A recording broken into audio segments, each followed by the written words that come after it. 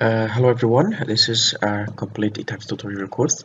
In this course, I'm going to show you how to uh, model, analyze, and design the entire structure, including beams, columns, shear walls, slabs, and finally foundation, which we will use SAP safe software. And also, we intend to, if there is extra time, and we will do some detailing as well.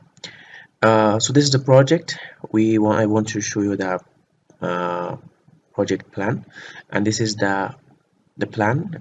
We have a structure with 4 bays, 5 bays in the x direction and 3 bays in the y direction. We have a core shear wall which is 2.5 meters from the center and 6 meters length equal to the y direction, and we have spandrel beam here, and also we have a parameter moment resisting frame as well. So the inside we don't have any extra beams.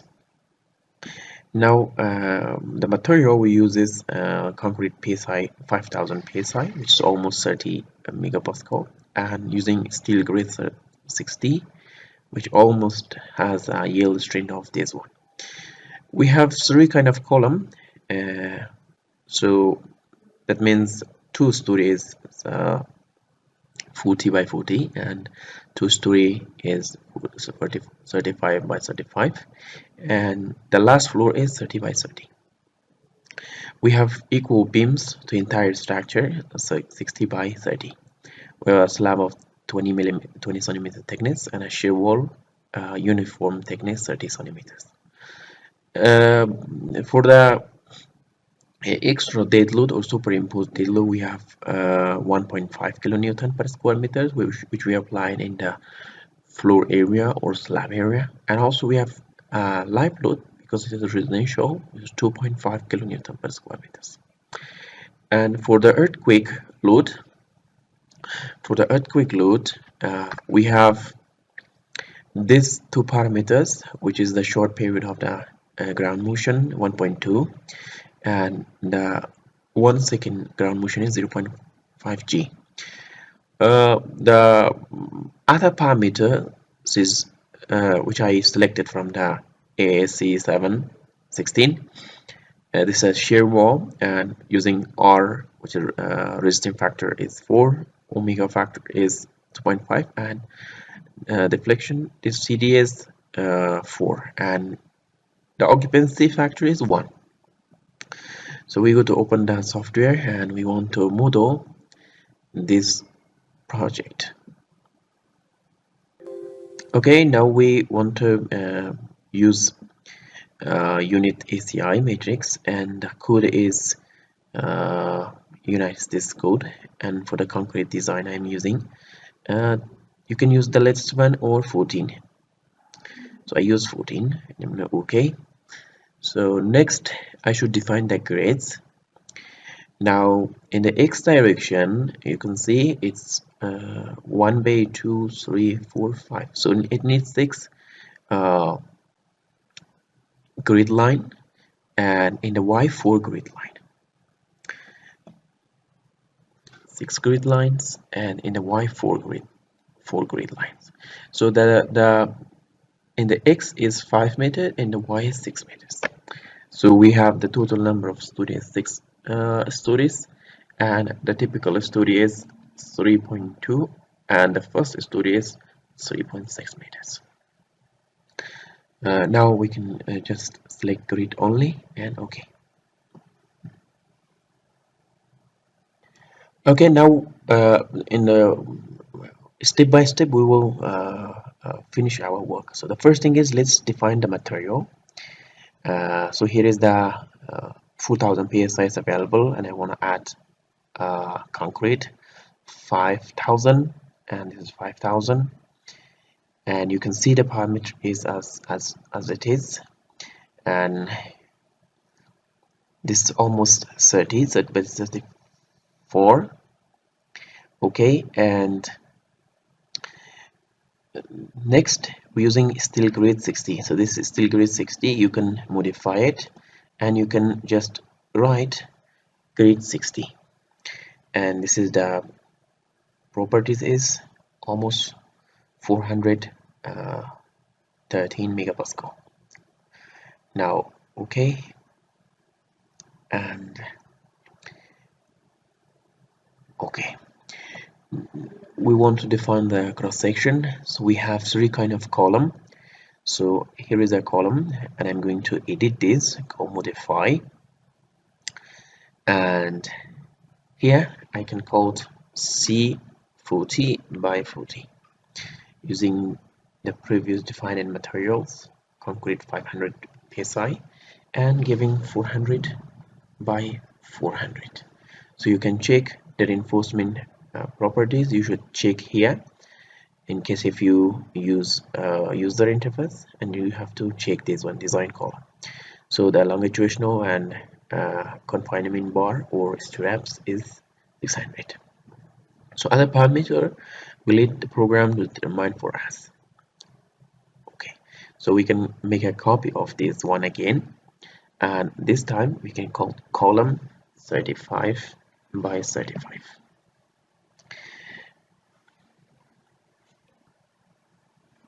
So the same another properties is defined earlier. Now one more copy, and it's called C30 by 30, which is going to be 300 by 300 millimeter. Now we have three column, and here is the beam, concrete beam, and I'm going to modify this beam and changing this beam 60 by 30. So here is using the previous material and 600 by 300.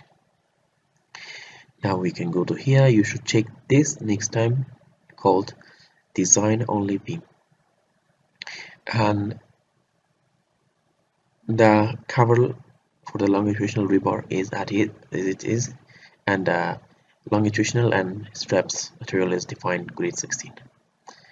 Now okay, and we finished beam column cross section, and now we want to define the wall section. So we have another wall, and I can call it wall 30 using the same materials, and here giving 300 using shell thin elements. And okay. Next we want to define the slab section. We select this slab, and we can call it S20 using these materials and giving 200 millimeter. So now we defined, and next we want to change. You can come right click in here, or you can go to the view and change it. So I'm going to select here show modified stories, and I want to create some master stories. So the first, for the top, this story should be a master story.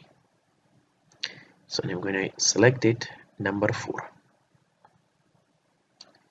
and this story should be master story, and using story 2. So now we have three kind of floor. Now, refresh. Okay,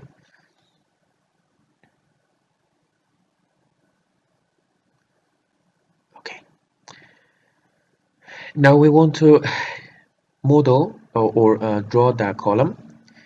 We can come to here in this bottom, and here is called similar stories. So I want to select similar stories, and from the plan I want to go to plan second stories. Now in the second story I want to draw the column, so I can select it's called quick draw column, and I want to use this method and selecting the previous defined column. So that's column 30 by 30. So this column should be defined in this direction, and here except in the core area. So these core areas no need to define column. So we go to the another floor. We go to 4 and changing the column to column 35 and using again the same method to define the column. And we can go to again to the plan, and this time I want to go to the last floor and changing this to 30 by 30.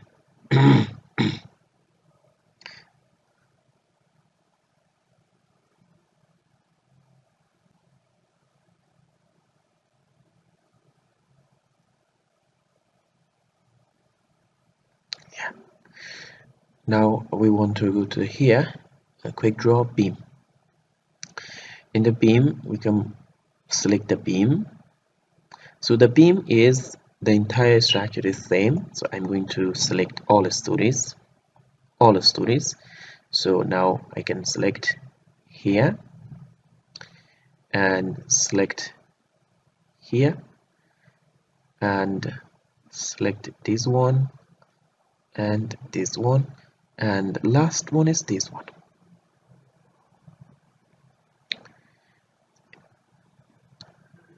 Okay, now the last part is the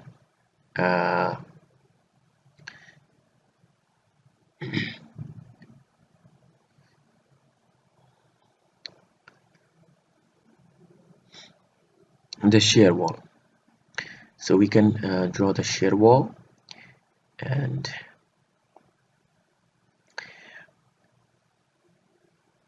you can select this quick draw and select this one and select this one. So we select all the stories, this one and this one. So next I wanna select this wall, and I can go to edit, go to replicate, and I can give it this is totally 5 meters, and I'm gonna put this 2.5, apply, and you can see it's in the middle of the. So now we are finished. The last part is we have to define the slab. So slab is uniform to entire structure, and I'm going to use this one and selecting the slab which we already defined, this point and this point in the grid, this point and the last point. Here is. So we have one extra. I'm going to selecting one stories, and I'm going to base, okay, and I should delete this slab.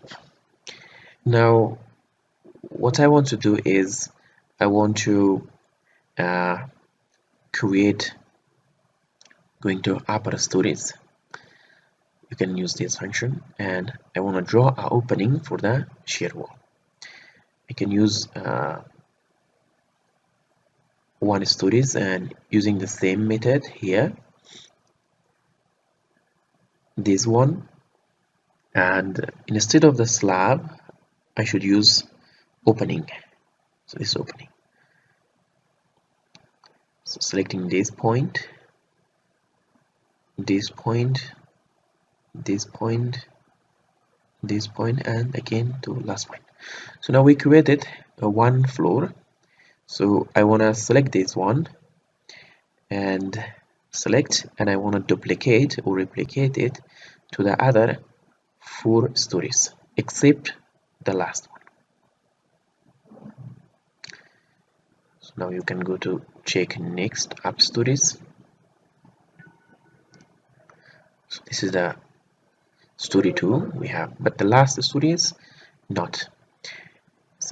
Now I wanna see one rendering, and this is the rendering. So you can see the last floor is not.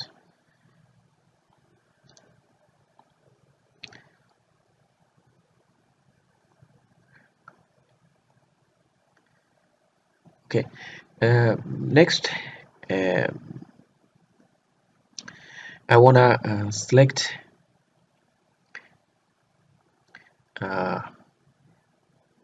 the shear walls. So let me go to select shear wall. Here I can go to here using properties and shear wall, and I'm going to select shear wall. So all shear wall is selected. So I want to create some meshes. Go to the edit shear wall. I use this method, and I want to give it let's 5 by 5. It means each plate should be divided by 5 by 5, which is almost 1 meter. As much as you can give small, so it will increase the time of analysis because it's creating mesh. So now we go to back to the base to give the.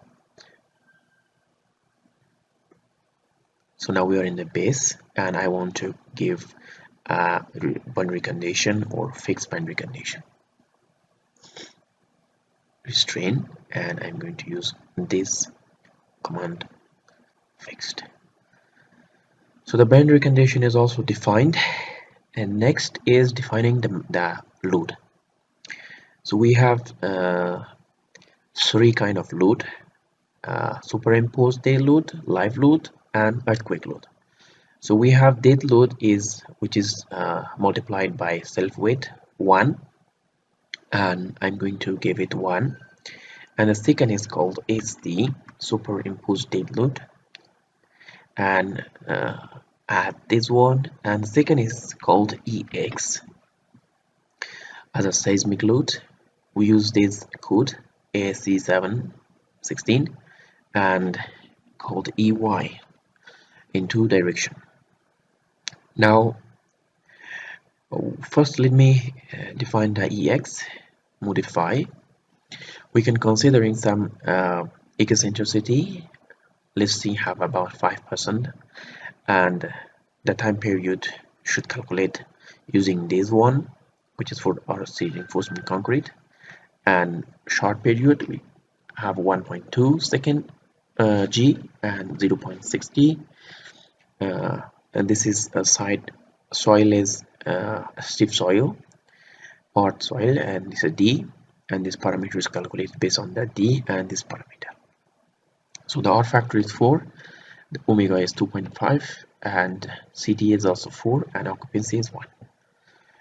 And the second one is also we have to apply the same but except in the direction Y. 1.2,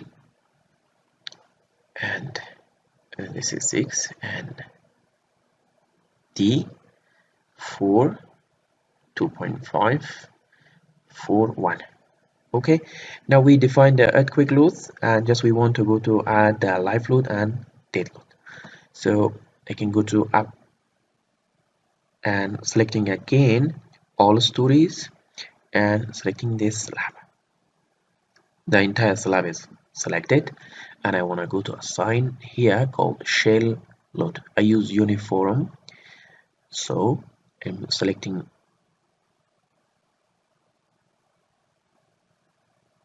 I think okay, let me define again. It didn't check okay, so remember to say okay, and then after you selected these elements, and you go to assign shell and uniform, and you will see here you have other load patterns. So we go to the SD, which is 1.5, applying as a gravity applied, And second is we go to select preview selection here, preview selection, and using live load, and the live load is 2.5, and it's okay. So we want to change the last floor loads because it's roof, so we should reduce the live load. So I can go to select here, let's select one stories, and I'm going to edit, and you come to load, and here is giving the load. So that's going to be 1, and this live load should be 0.5. So we do not consider the wind load and also snow load. Now we are ready uh, to do some meshing. Let's go to select again all floors, all stories, and define mesh, assign mesh. So shell is called floor auto mesh. We can use this method.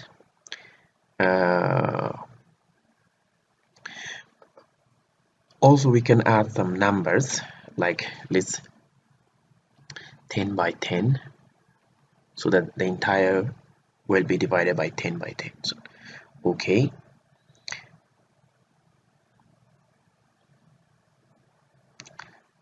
now you can see every slab is 10 by 10. And next we already have selected, and I'm going to assign a diaphragm as well. So the diaphragm, we will consider the displacement from the diaphragm. So I'm going to edit this side rigid, and okay, and also assign it. Go to shell and using diaphragm.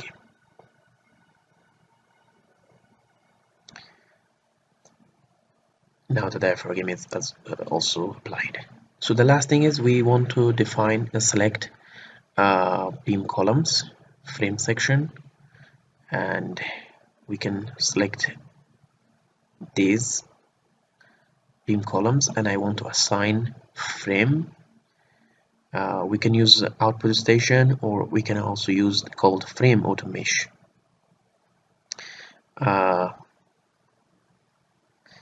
Also I can use using minimum and also maximum number of segment. So minimum is 2 and a maximum, so minimum is 2 or minimum is like 5.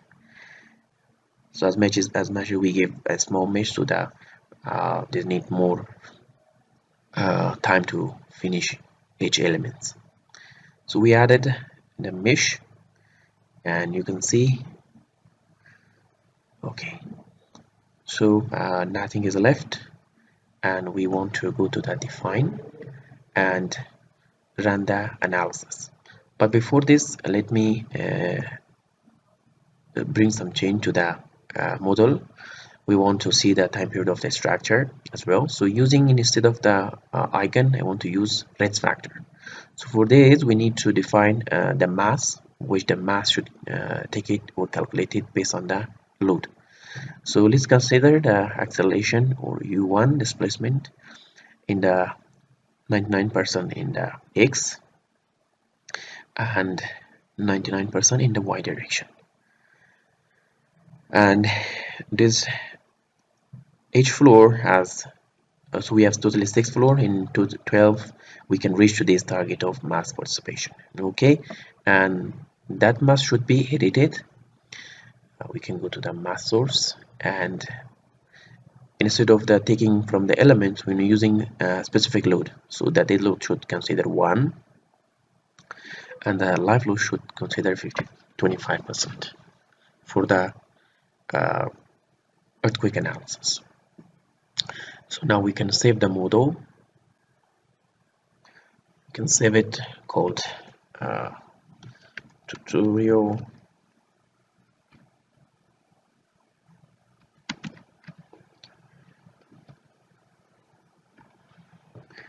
save it, and now we want to run the analysis. we can run here. Now it's starting to create analysis, and it will take a while to finish. And now the analysis completed, and we can display in a one window. And let me first see the time period of the structure. So we can go to mode shape, and also considering I use this one contour, and here is now the time period is 0.7. So we have one approximate equation. It's called n 0.1 times n. So n is the number of stories, and 0.1. So when we have 6 stories, so it will be 0.6 approximate. But when we calculating with using the proper mass of the structure, so it will be 0.7, which is very close to the approximate calculation. Now we want to go to see some other response, such as the total displacement or total draft of the earthquake effects. We can go to here, and from the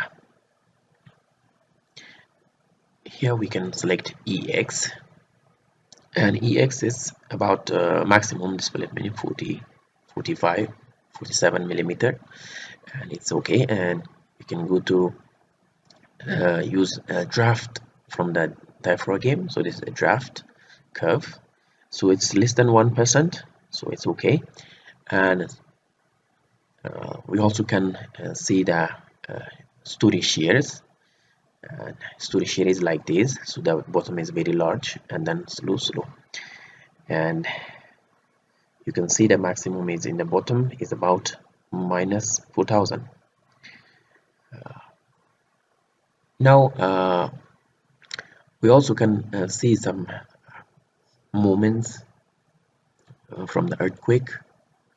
Moment 3 in the frame. So this is it, and this is the moment. In case if you want to check this one, you can select it, and you can see, and this is the moment equivalent load, and this is the shear, and this is the moment. We can create a load combination to design the structure. So we called add default design. We want to design the shear wall, concrete slab, concrete frame, and so these 3 elements. Okay, and we define.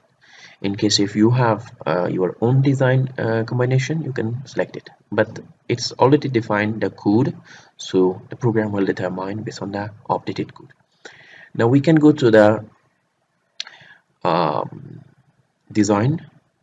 We want to revise something, so here we can use the code ACI 14, and other parameter is as default, but except the seismic design. So mostly we this kind of structure, a shear wall, it's an ordinary shear wall, so it cannot design permitted to the D section.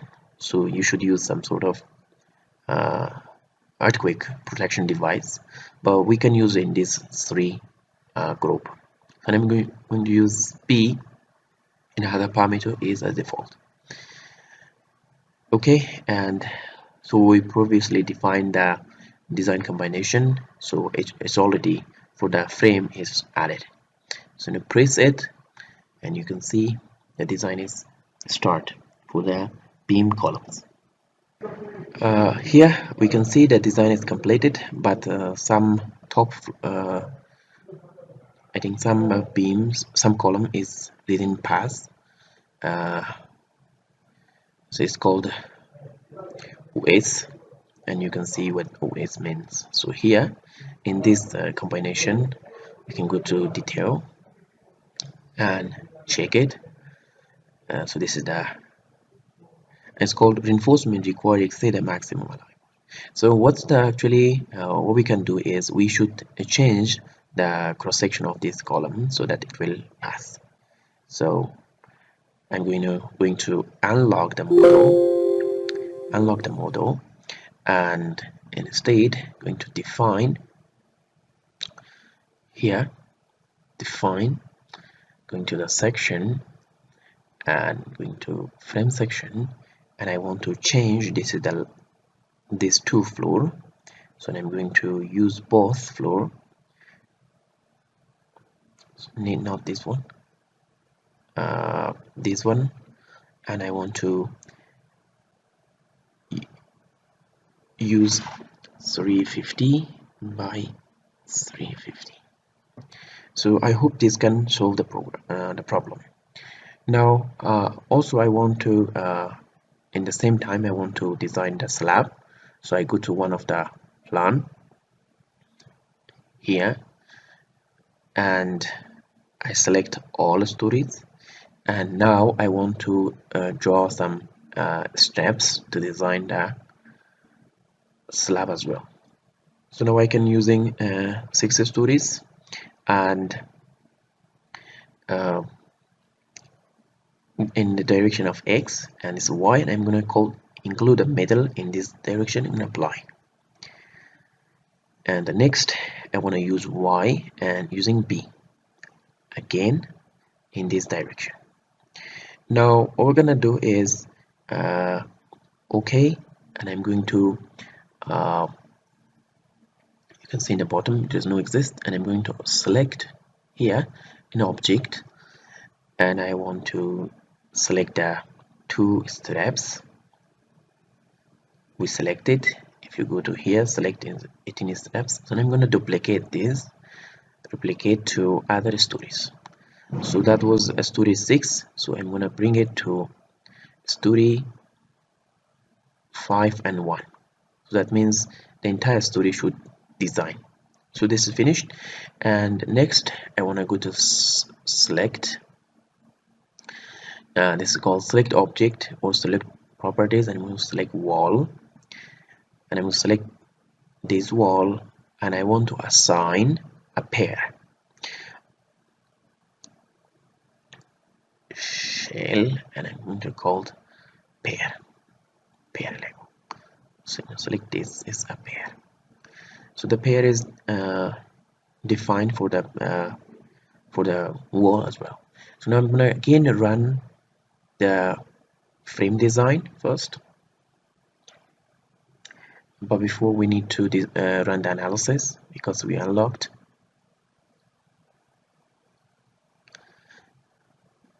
And after the analysis finished, we press the concrete frame design. The analysis completed, and we can go to 3D motif and pressing the frame design.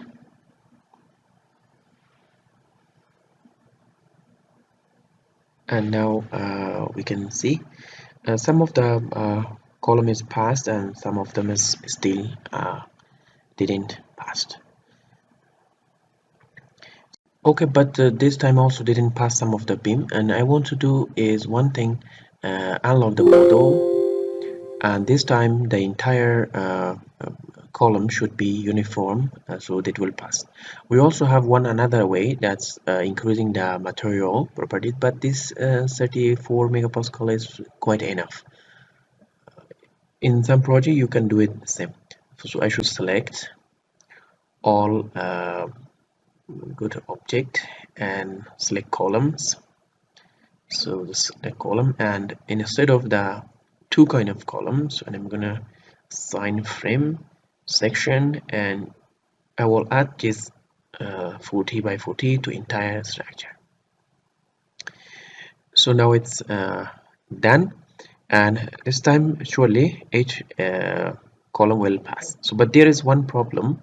So the top floor column will increase, has large rebars. So the problem is the transfer with movement from this beam, but in the center of the column is or interior column, so there is no. I'm going to rerun again analysis, rerun the analysis, and it take a while. the analysis again completed, and we rerun the design of frame.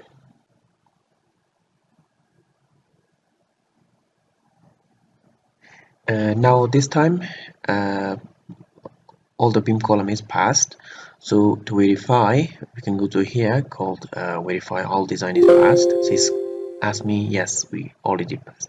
So here is a small problem. I'm gonna say here is a large one, and the remaining part, this one is small, and the bottom is also small. And this is actually a challenge in the ACI code because the moment in the beam is quite large, and the negative moment. So in some other code, let's check in the Chinese code. The Chinese code here we have a reduction. It's called Chinese code, and here is called beam gravity negative moment reduction factor. So when that reduction factor is reduced, so the program will get reduce these moments or negative moments from the gravity loss by 15%. So then it will be okay. So if I go to run this design based using this method Chinese code, so then it will be okay. I'm going to okay run.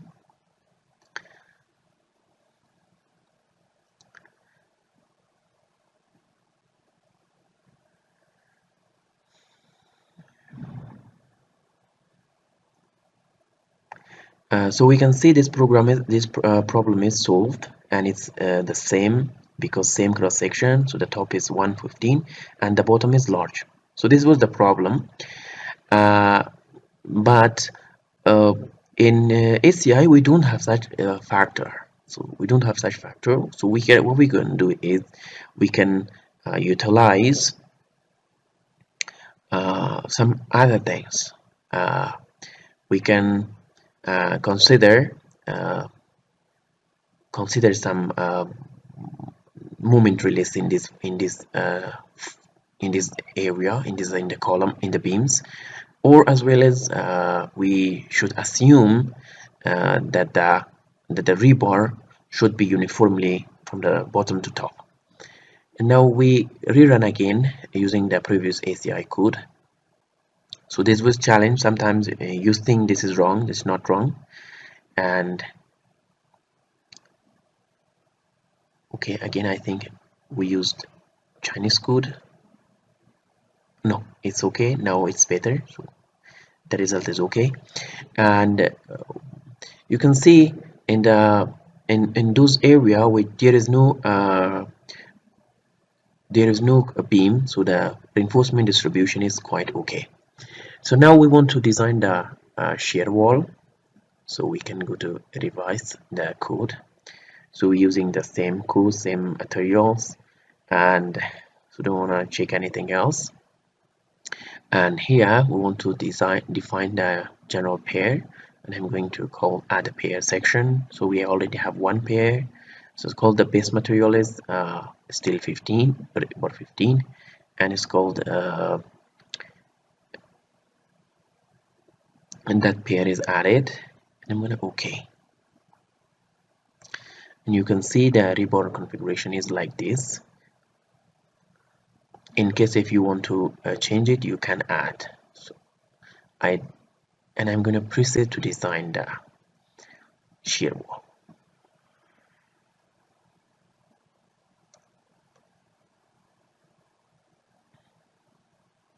So the shear wall is designed, and you can see the rebar is in the bottom is large, in the top is less. It's large is in the bottom and top is in the. Now next we go to the slab design. We can assume this factor, and the cover is 50 millimeter, okay, or we can extend it to 20. And inner, you can change the inner, or we have two kind of layer. One is layer A, layer B for bottom or inside rebar, and also outside. and OK in the same code. The slab is two-way slab, and next we want to select the steps for design. So we have the entire structure, so we want to select all the steps in the 6 stories. Add design, and it will starting to design for us.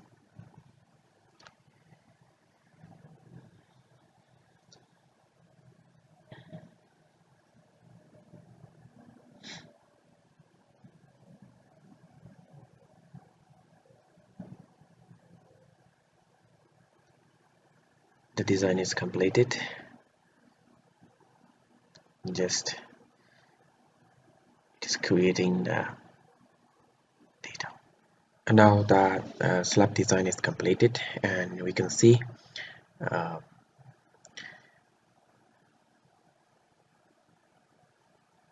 the slab. Even we can go to the plan,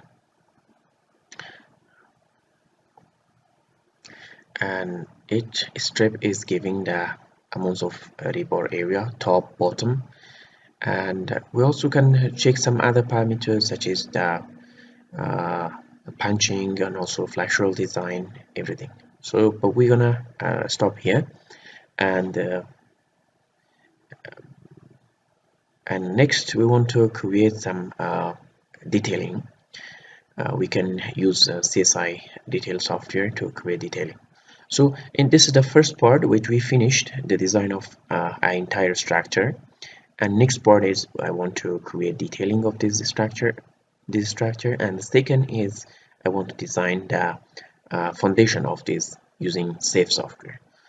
And for the safe, and I can go to export, and here we can see this is called this one story as safe. We also have the option to design the slab in the safe software as well, but just I want to consider the base, and here we can ask them to export the floor loads, and here considering the which load you want. So for foundation you want consider the all the loads, or even you can consider the combination. So I can select 5, and the combination I can select in the frame, and this is wall. This is called concrete, this one, or we can create some combination there automatically by us. So OK, and the program will save this. It's called I can call the foundation. Save it, and the next part of the video we will see the detailing of this one. So I will open my CSI detail and see the reinforcement of this structure. Now here is the CSI detailing software.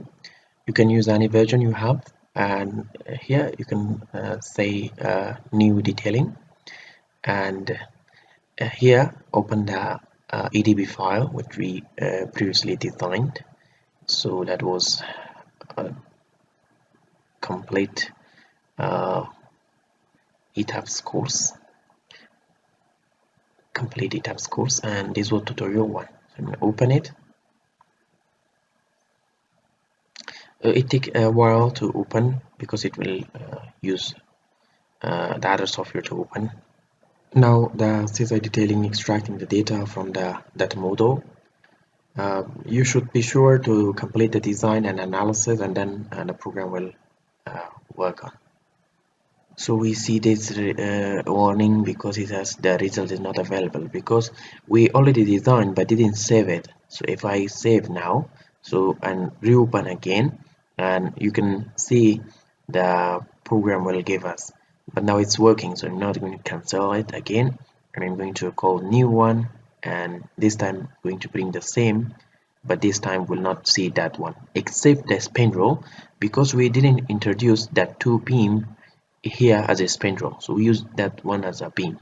So in case if we select those beam and define assign as a spandrel here, spandrel, so then we will will not get that error. So now we reopen again and see how it works. Now the data is again extracted, and we will see. Now, which I said that the spandrel will have error because the CSI detailing just using slab, beam, column, wall, and spandrel.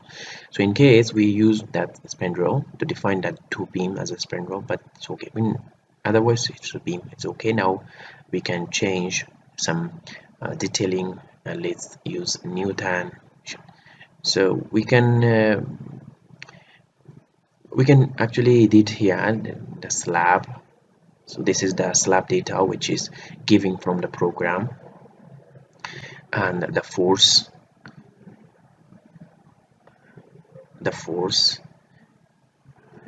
and we can change the unit actually as well. So let me use metric, so it's meter, square meters, kilogram, and everything as it is. And we can bring some change, but it's quite a little time consuming, and we can select different size, but the program can give us a proper one. Okay, and it generate my entire structure detailing.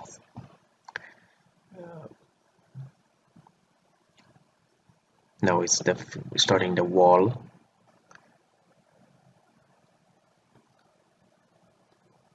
So we created called default detailing. So this is the floor, edge floors. So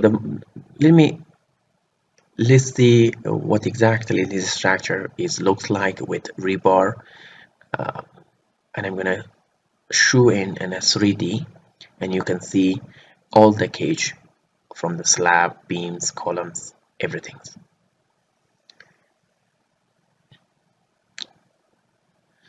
So here is the model, because it's a very large and need a lot of graphic. So this is the frame, concrete surface. So I'm gonna turn off this and instead turn on the beam rebars, so you can see the beams, so the entire beams, how beam is distributed reinforcements here like this. And I'm going to add the column rebars,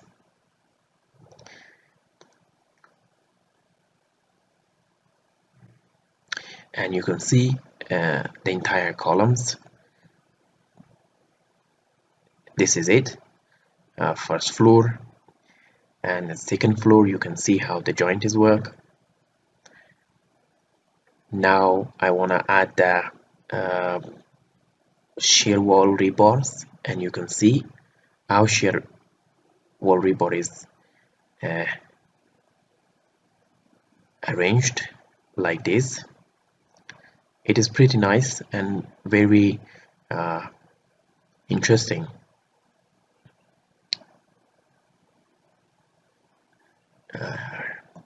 And you can very easily you can visualize and see. So the last one is the rebar, and we want to add rebar, and you can see exactly an edge floor rebar is like this.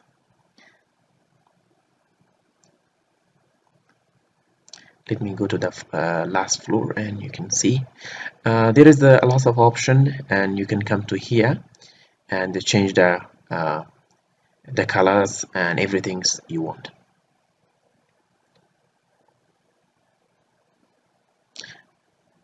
Like this. So we don't need, and you can see the rebar is adjusted like this in the edge of the beam. So this is the 3D entire structure rebar, and it's amazing, and there is no another program can do like this. So now we can go to see inside of the rebars and also stories. So I'm gonna call the detailing of the beams. Let's go to see. Uh, here is called this is the stories. So I'm gonna mostly use the elevation, section, and elevation. So this is the elevation. You can see how reinforcement rebar is. We can edit this data.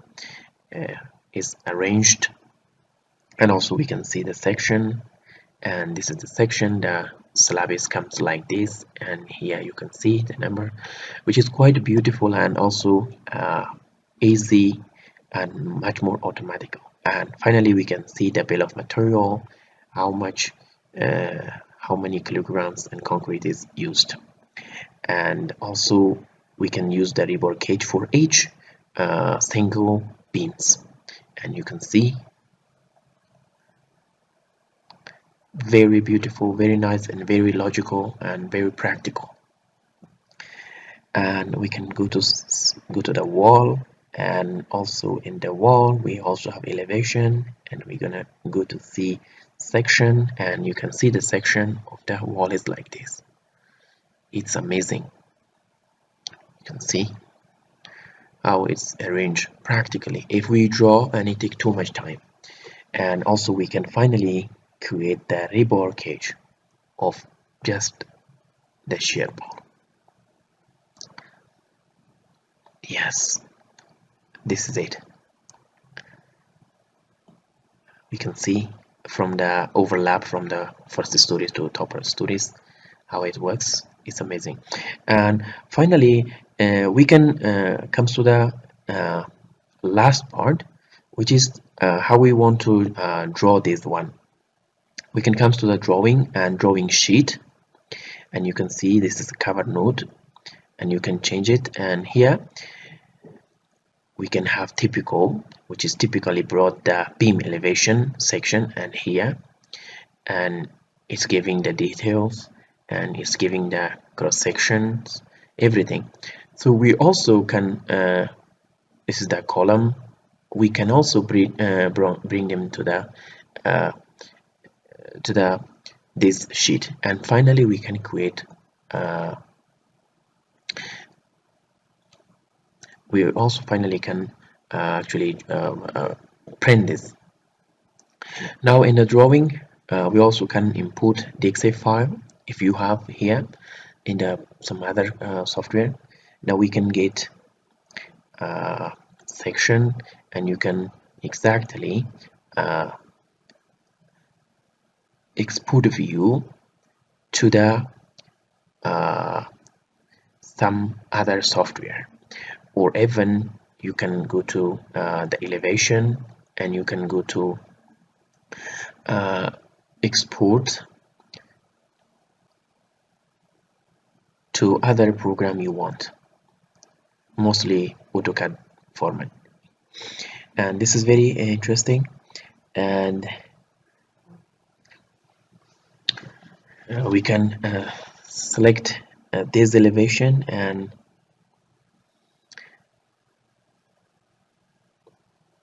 also bring some changes to this one. So here's a lot of things, but this is not our main topic. Just I said we want to completely design and see how these reinforcements is assembled or assigned to the structure.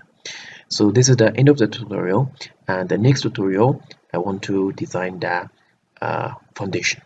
So keep tuned, and we will go to the next part. Hello everyone. This is another ETABS course. In this part, I want to completely design a multi-story steel structure, and also, if there was enough time, we will do some connection design and also some detailing. But first, let me create a model and also apply the gravity loads, earthquake loads, and wind load. This is the typical layout for a 6-story structure.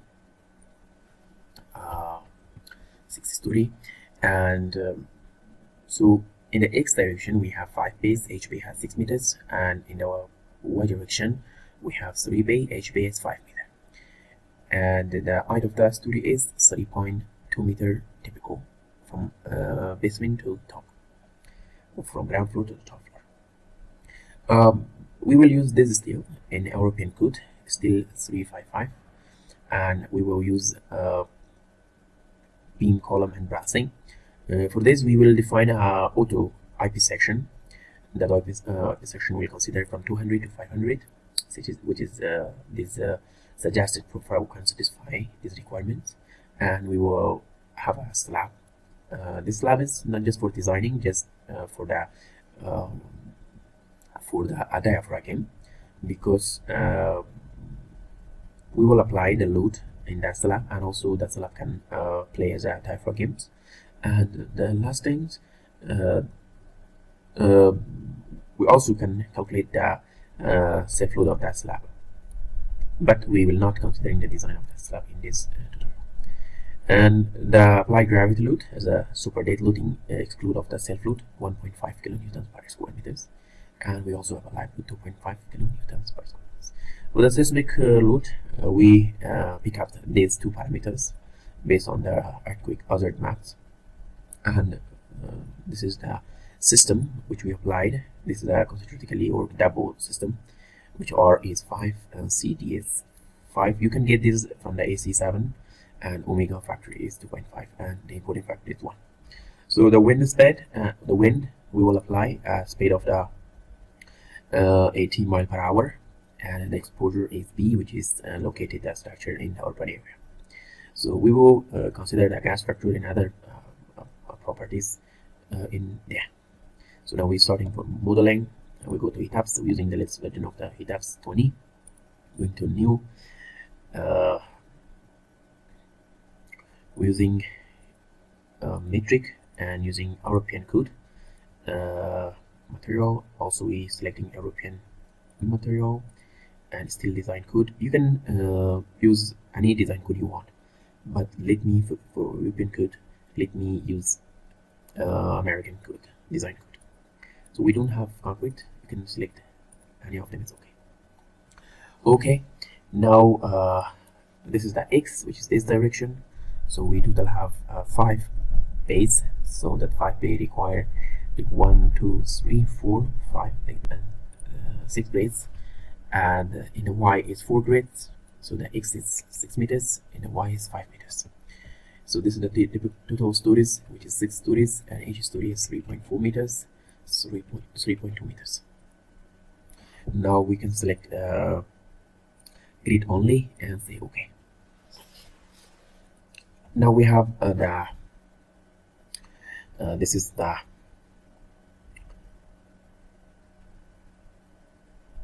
here is the plan, and now I want to define some materials. So it's already S35 is defined. You can see the properties is this is the weight unit per minutes, and you can come to the here, and you can see the yield strength is 3.5 and minimum tensile strength and other parameters.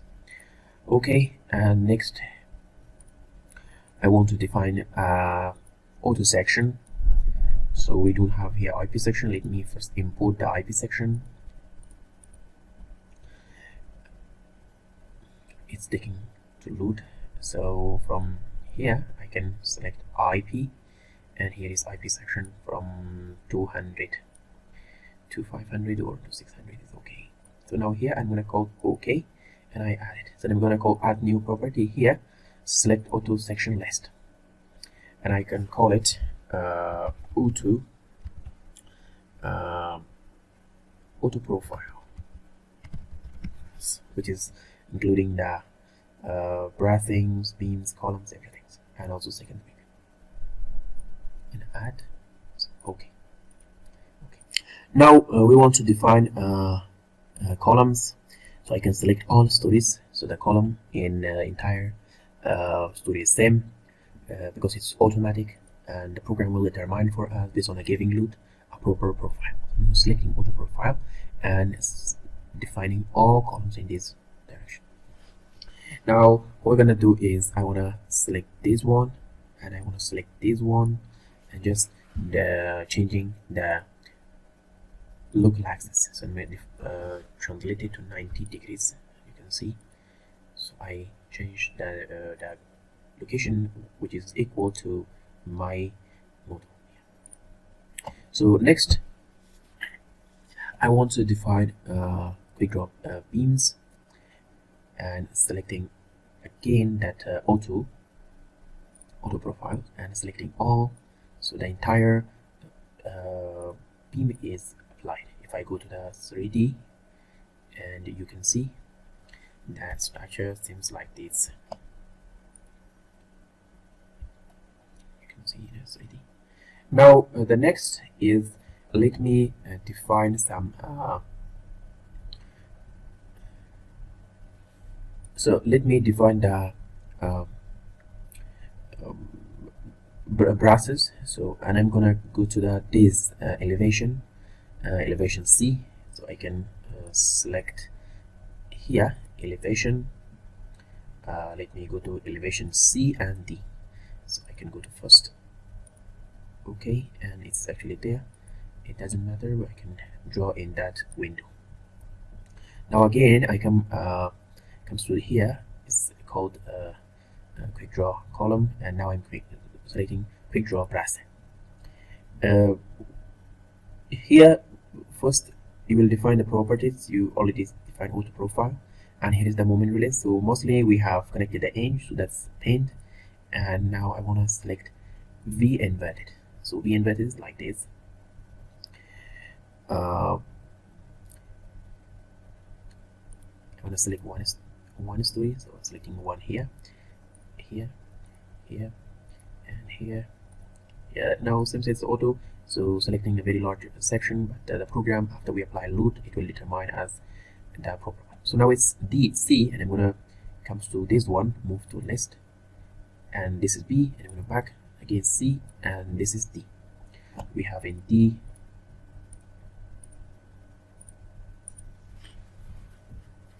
Now here is D, and one more thing. Again, I'm going to the third elevation. We want to apply one here. D third elevation. I'm going back to elevation 3. Now you can see here is elevation 3 between 3 and between C and D. So I'm going to select this one here, and here.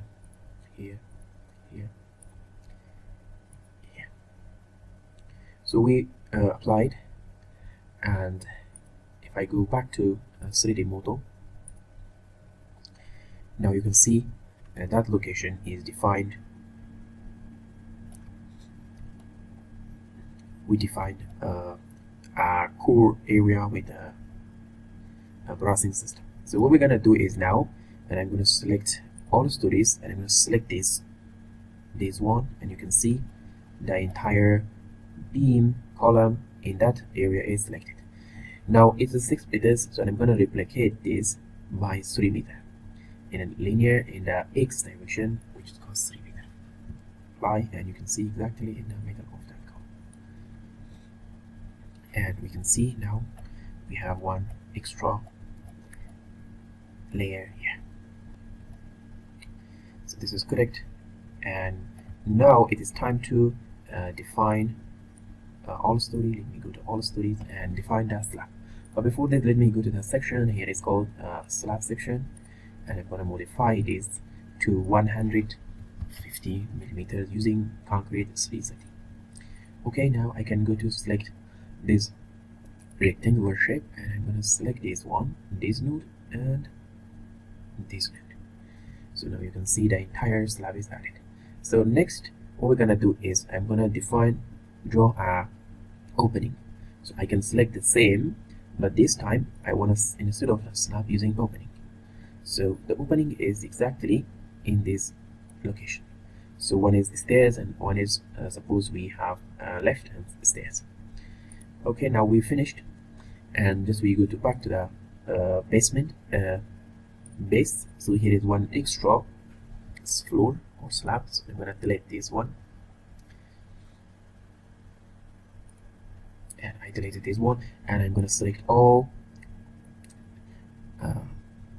boundary condition or base. So I'm going to assign it, joint, restraint, and a fixed.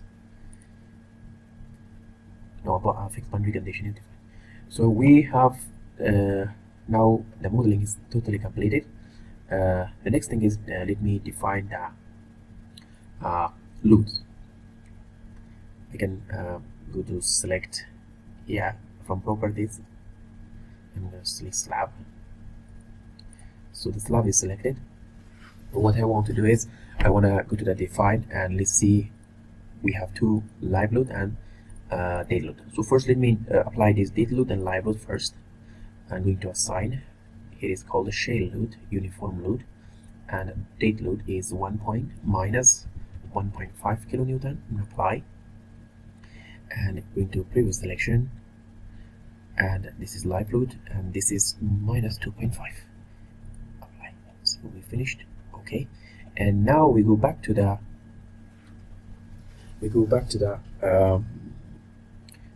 define load pattern, and now we want to define our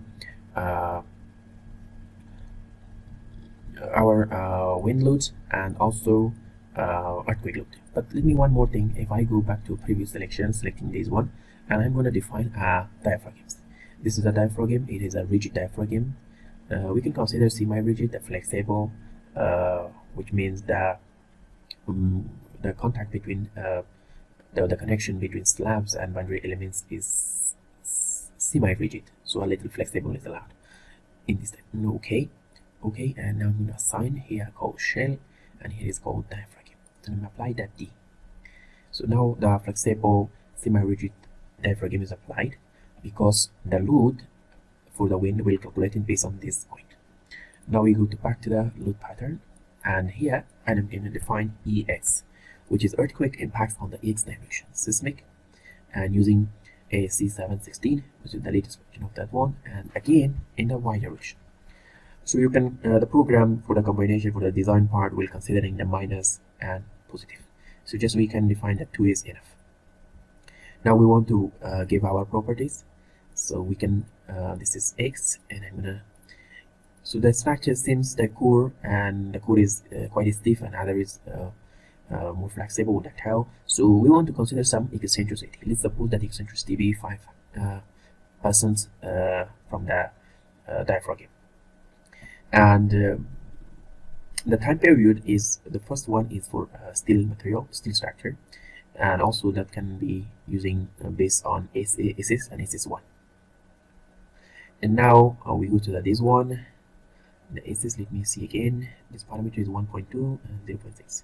So 1.2 and 0.6, and the long period, ultimate period is 6, and the soil area is stiff soil. Another parameter calculated based on this one, and we give 5, 4, 2.5, 4, and this is there. Yeah, this is 2.5, and this is 4, and this is 1. So okay, and again same thing except the direction for the Y, 1.2, and this is 6, D 5, 2.5, and it's 4, 1. And now we define the earthquake, and this time we called wind. So the wind, we assume the wind is using automatic. So we're just defining one direction, one wind automatic. So the program will give us all 4 direction, leeway, windward, and also leeward. So I'm going to call the same method, and I'm going to, sorry, this is seismic, and I should select it to wind, modify, and you can, let me go to modify first, wind load, modify, and modify again, modify, and now go to modify lateral. So here is, we called exposure from extent of diaphragms, which means the after the load calculated from the surface, and it's transferring to the center of that diaphragm. So using that method. Now here we can see this one, which we applying the load, it creating about 12 direction. So you can see, if you want how many you want, let me create 2, which is 1 leeward and leeward, windward. So the other parameter is the same, 0.5, 15, and here is giving the 80 mile per hour. The exposure is B, and the ground elevation factor is 1, and the gas factor, everything we assume is okay, this one. And we don't have any parapet for the now for this modeling. We're not considering that. It's called okay. Now we define the wind load as well. So okay, and next we want to define the mass source for the equivalent lateral force method of the seismic, something called ETABS. So the load comes from that live load and dead load. You can consider in 25 or more. Okay, and now we can go to the load cases. We can see we have this load case. In case if you need to consider or design a modal analysis to see the time period of the structure, you also can check it or modify,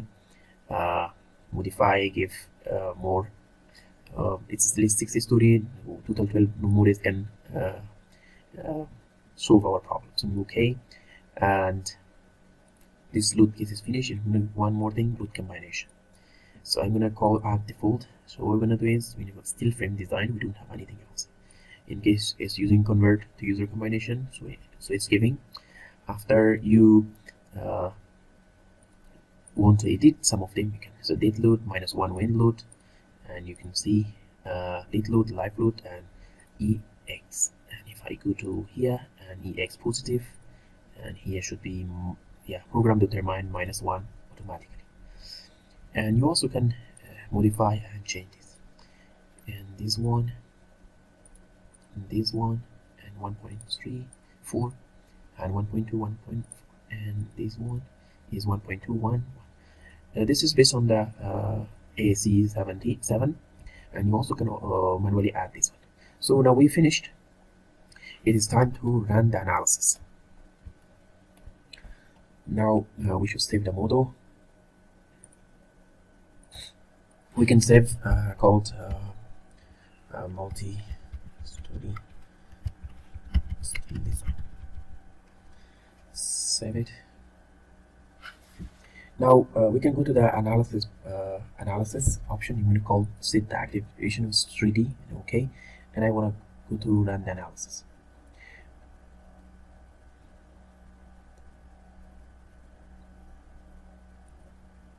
So now the program is running, and it takes a while to finish.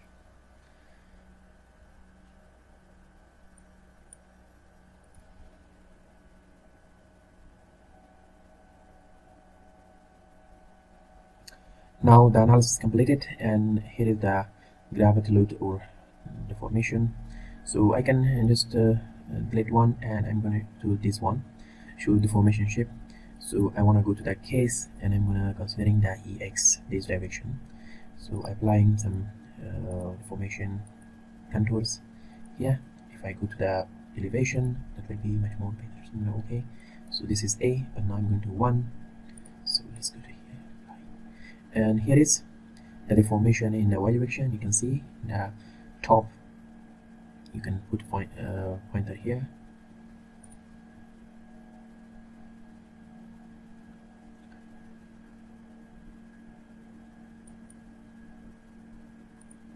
Or we can go to the display here and story plot, and this is the first thing, date load. So we need to see the EX load. So this is the displacement from the maximum displacement, and you can see it's about almost 20 millimeter. If you compare with the height, so this is very least. So what we're gonna do is we want to see the drift. So maximum story drift, and you can see the maximum story drift is less than 1%. So we also can go to the shear force, story shear, and you can see the base is quite large and non-distributed. And the total base shear is about minus 850 kilonewton. So you can from here consider to see the negative, positive combination, everything. and stiffness, overturning moments, all these factors you can see here. So now but the most important is that the lateral deformation, and also this is the autolateral load stories, which is the load is taking from distributed across the entire stories. So first story is least, second, and this sixth story is the largest one, which is caused a large displacement. So if you go to the maximum story displacement, so the sixth one is very large, because we have, based on this distribution, we will get the largest one here. So now this one, so this is the y and this is x. Next we want to consider the design. So we already defined the combination, and want to check the code and defining our system. So using this code, you also have right to change another code you want, like British, Indian, or Italian, Korean, anything. So here is called the framing type. So our is called ordinary concentrically pressed frame. So using this one, and the seismic category is you can select which category is. So mostly we use A, B, C, D. This OCD is allowable to this one, allowed to this 4, and we're using C. And other factor is can be as a default. You also have right to change it, and some else also you can considering the allowable deformation. This one you can change, but based on the AC7, this is good. This is giving automatically. So okay, and the program will verify is it on the allowable or not. So now next we want to we don't have any group. You can select the design combination. So the design combination is already given here, and now we want to start the design. So it is actually our auto profile. We define about 20 or 30 sort of profile. So the program will recommend us a very economical one. So in the first means the analysis okay, but the section is different. So it will change it again.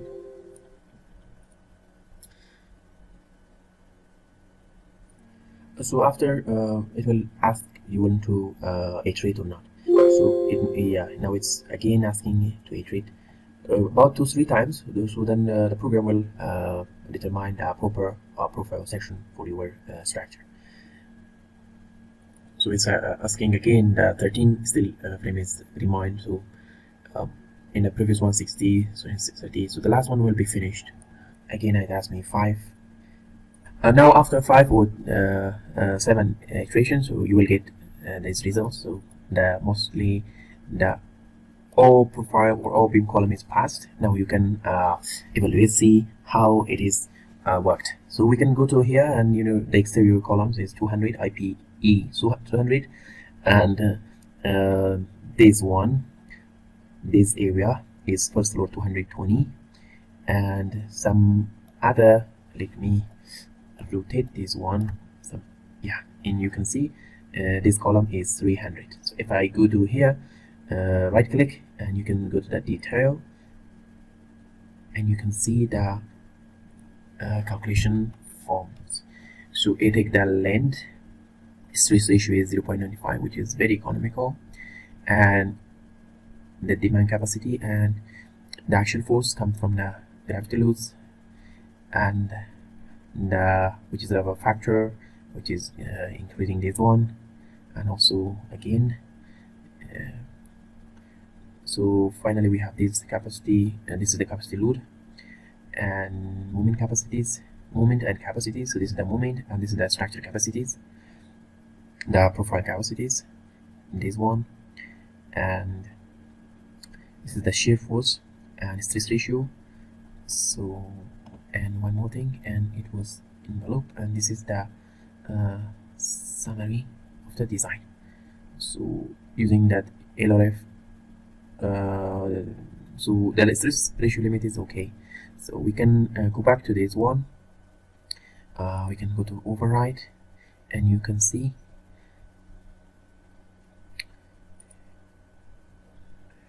you can check any combination you want, and everything is giving us. So the provision analysis method, second order, which is considered, the reduction factor, the section properties, design properties, material properties, and shear force, everything. So the design is finished, and last thing, we can go back to here and we can call verify all memory passed. It means all still memory is passed. Well, let me go to show you one more thing in the bracing. So the bracing is cause a very large section. This section is very large because mostly the the earthquake load is bared by those members. Now we finished, and the next is we can create some detailing. So let me use CSI detailing. Now I can create, let me first now we want to create a detailing. So for the detailing we have three options. One is we can use CSI X CAD, a new developed plugin with AutoCAD, and also we can use CSI Revit as well. I'm going to use CSI detailing. And now this is CSI detailing, and I'm going to create a new model here, a new one, and using that multi-story steel structure, but you have to save it, this one, before you open it in CSI. So it will take some while to extract the data. So it will open the ETABS and asking you there is no concrete. So we have this data and it extracted beam column. Okay. Now here is the first floor plan, story 4, and you can see the allocation of beam column with everything. And here is also one IP section. So now we can go to the some section. Let's go to section. So you can see how this section is created. We have the slab, and we have column, and we have beam. So this is just in a story 4, and we can go to an B section, and this was opening area, and it's like this. Now we can go to the other stories. Let me go to the bracing details, so I can. This is the framing section. Each story has section. This is the top and bottom. This is the base. You can see here. There was one because there is some large loading, or because we have a core center, so this is taking a very large beam columns. If it's not in the balance, so we can change it and use a singular column like this in the entire columns. So now you can create some drawing. You can import drawing. You can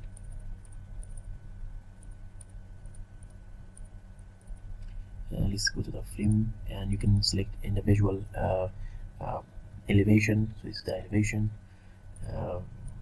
this elevation, elevation 3, which is the bracing, and you can see how bracing is located here. And then you can import, export view to AutoCAD, and also other CAD file too. And then you can re-edit and change the size, everything. So we finished here. So this is the end of the tutorial, and the next we will go to design some connection. So we're using some connections of design software such as Idea Statica to design some of them, and we have one connection design and one is called base plate design. So we totally have 2-3 kind of connection. We can assume using one of them, and the remaining can be done by you. So this is the end of the tutorial. If you have any question, please put in the comment and I will find time to answer you. See you next time. Hello everyone. In this video tutorial, I'm going to show you how to conduct a modal analysis. Modal analysis is one of the most important for the dynamic analysis, and also to know the natural frequency and natural time period of that structure. For a correct modal analysis, you should get at least 90–85% of the mass participation. in the modal analysis. So we already have a structure. In this tutorial, I will not go to model. This is a lateral irregular structure.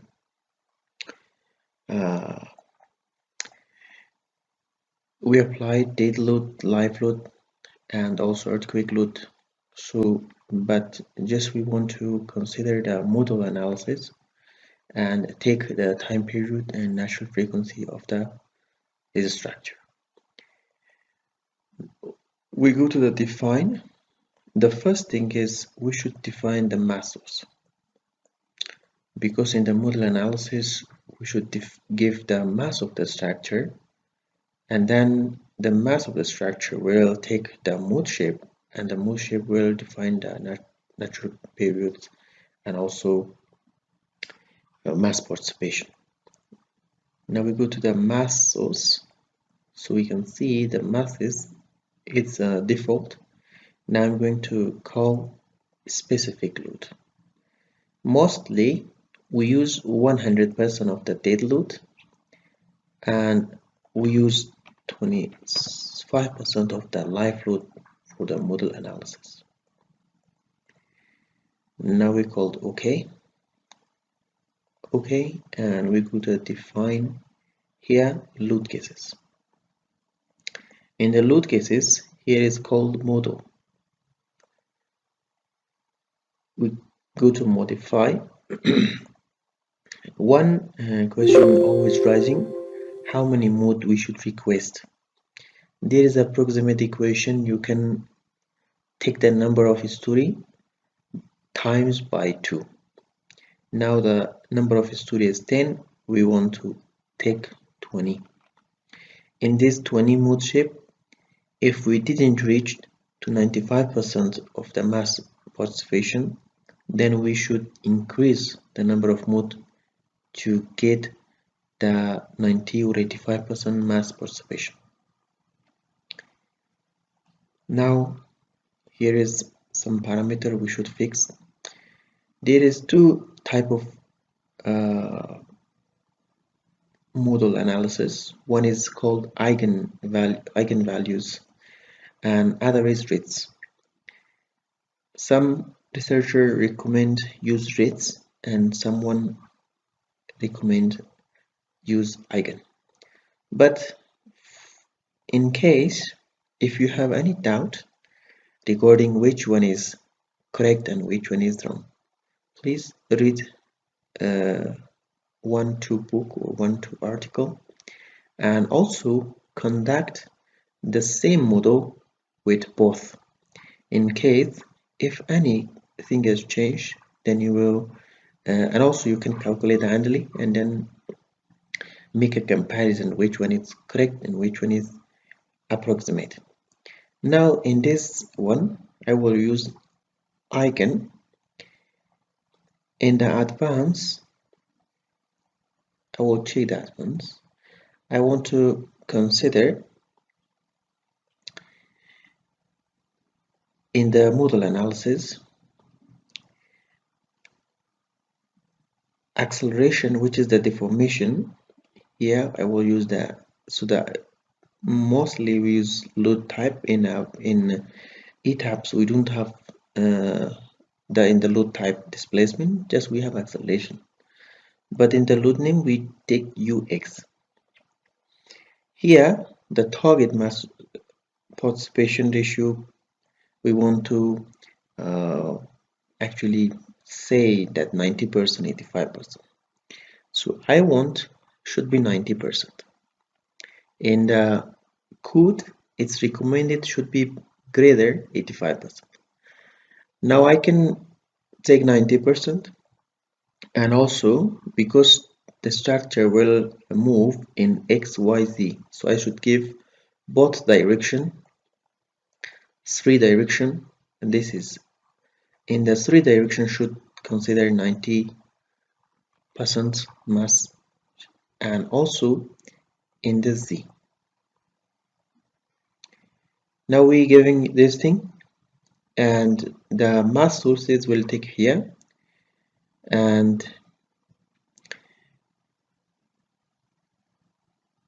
So everything is fixed. Now we can go to OK. OK, and the model is already safe. Now I can go to the Analyze and set load case to run.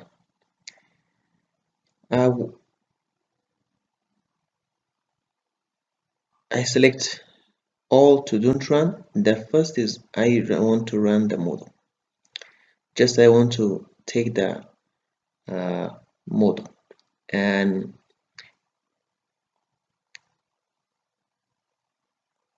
OK. Now it's start to do the model analysis.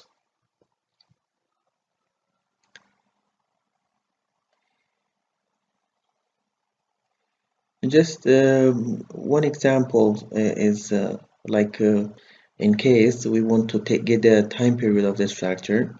In the 20 mode, we didn't reach to a good result.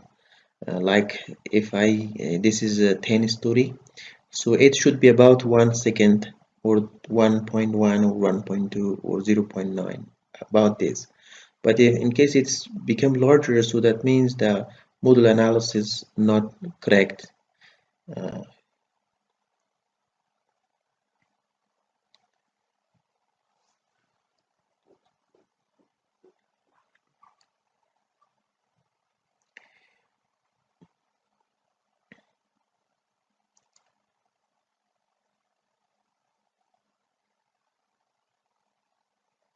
Now the model analysis completed, and here is the result, which I said it should be 1.1 or 0.9. Fortunately it's 1.2, which is acceptable.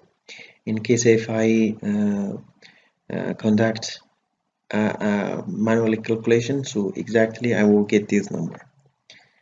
Now I want to see, because this structure is irregular. Now what is next? I want to go to the display here in the shoe table.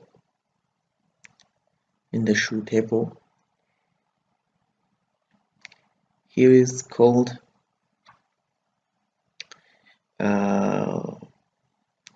structure output. This is called model information, and the first one is model period and frequency, and the second table is model participation mass. Now I'm OK, and it will give me all the data. So in the first mode we have this, which is the natural period of the structure. Here, so we don't need anything else. We want to see the mass participation. Here is the mass participation.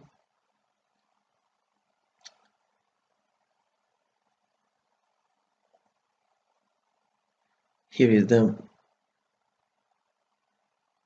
this is the natural period and natural frequency, and here is model mass participation. Now in the first mode, here is this much in the sum of UX and sum of UY. In the last period, in the last mode, it is reached to 100%. To 100%.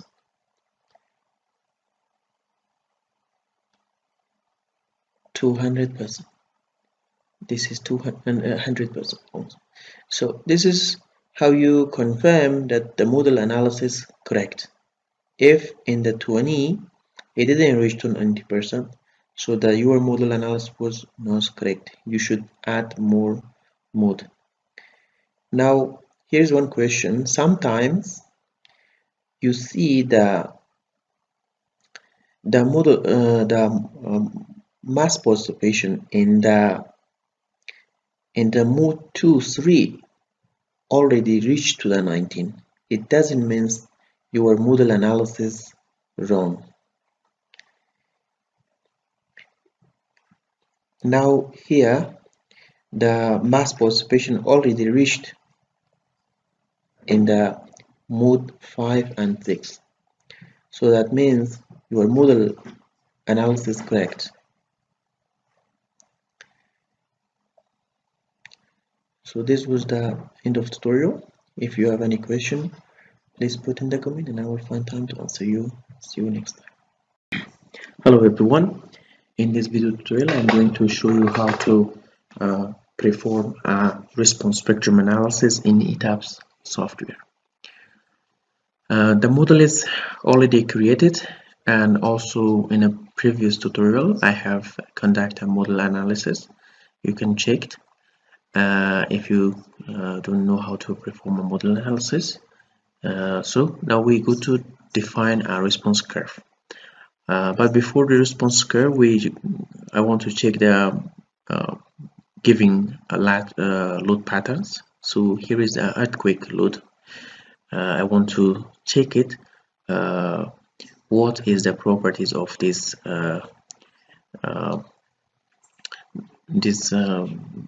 giving lateral load or earthquake load? We need three parameters. So the first parameter is the ground motion parameters, which is the short period ground motion spectral, and also 1 second spectral acceleration. So these two is we should remember. And the second is the response modification factor and the occupancy factor. The other thing is the site class as well, and that's all. Now okay, and I want to go to the define menu, and here is called function. I want to create a response spectrum. We can create this response spectrum using code.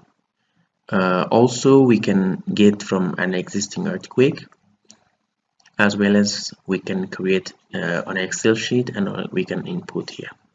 Now I used AC 710 and I use called add a new function. I call it response. Now in the response, in the short period, which is previously in the lateral load giving, is this one, but it's in this specific project. For your own project, you should get this from the map hazard or earthquake hazard map, or using some tool to detect this data from the specific location. So the long period is this one, and the site class is B. So other parameter automatically will calculate it based on these two parameters. So now just it's in linear XY. I'm going to OK, considering a 5% damping. In case if you want to reduce and increase the damping, you have a right to do it. Okay, now we define the response spectrum, and here is go to the load cases. In the load case, first we should have a model. The model case is already defined in previous tutorial. So we used eigen mode, and we apply 90% mass participation target, and this is the giving things. So the next I want to go to add a new case. In the new case, here I want call RS. This is here. From here we select response. In the response spectrum analysis, we have some combination. In the first combination should be 100% of X, 100% Y, and 30% the vertical earthquake effects. The mass sources, previous source, which we already defined 100% of the dead load and 25% of the live. Now here, when I select here, and instead of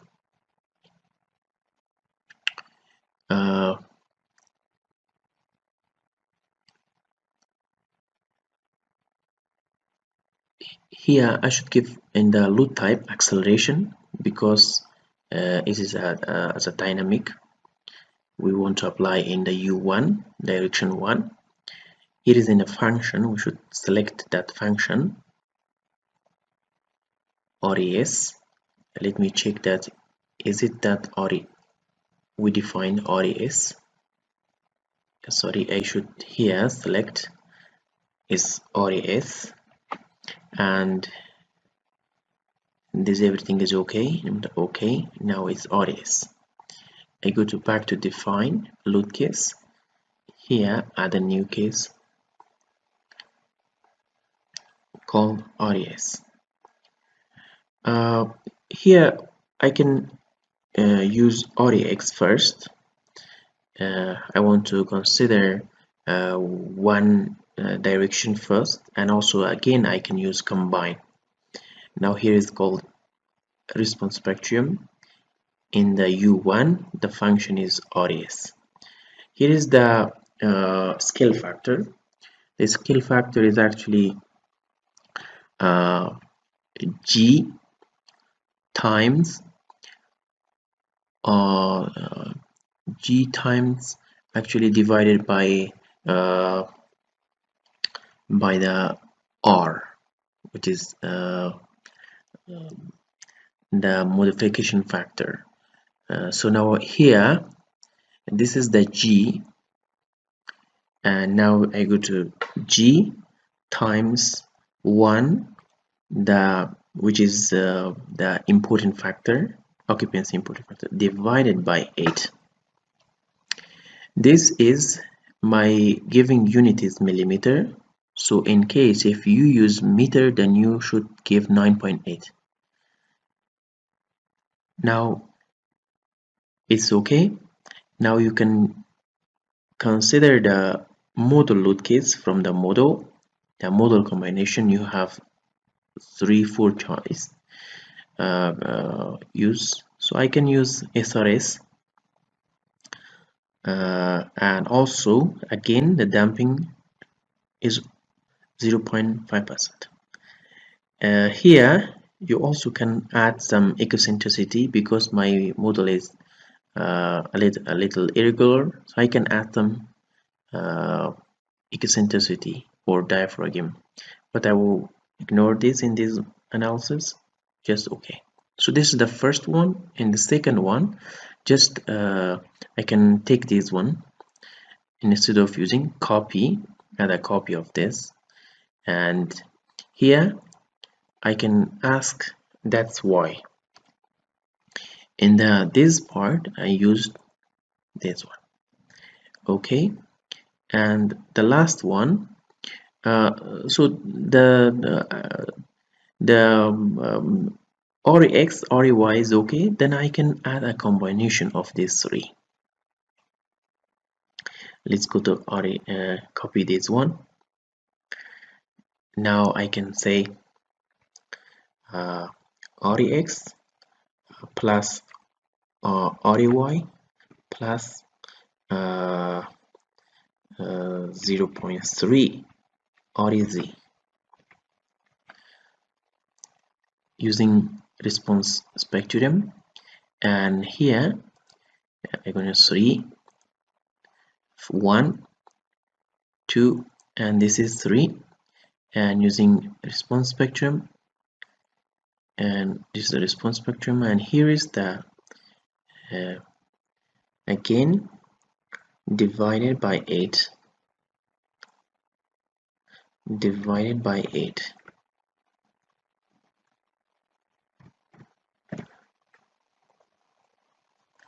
Divided by 8. Sorry, this is divided by 8, and again times 0.30. So this is less than. So this is 100% in xy direction and 30% in the z direction. The modal combination method is SRS. Okay, now we have this to 100x, 100y, and again a combination. Okay, I can go to the analysis, set load case to run. So just I want to run this one, no, not this one, this one, this one, this one, and modal analysis. run.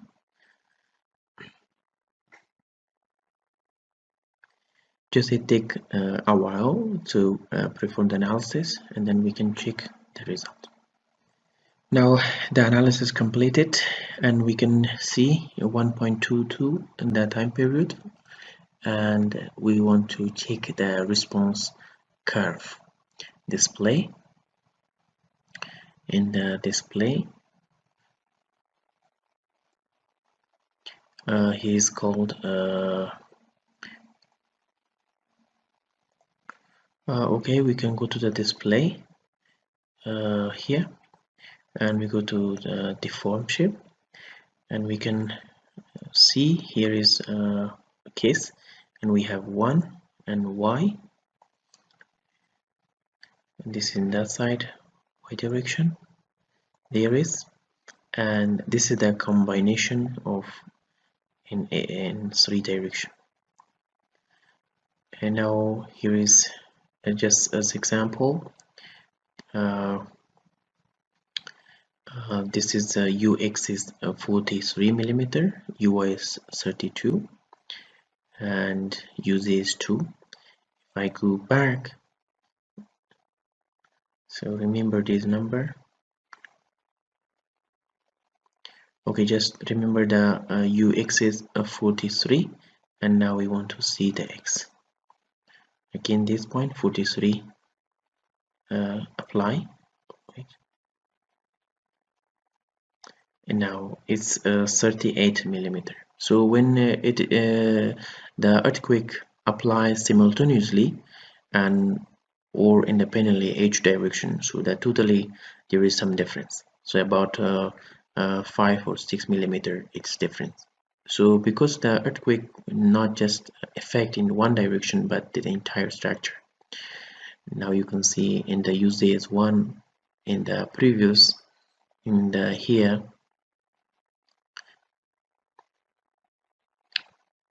is 2.2 millimeter, so it's about 100% difference. Now one thing, in case is it our work is correct or not, so we can go to the display,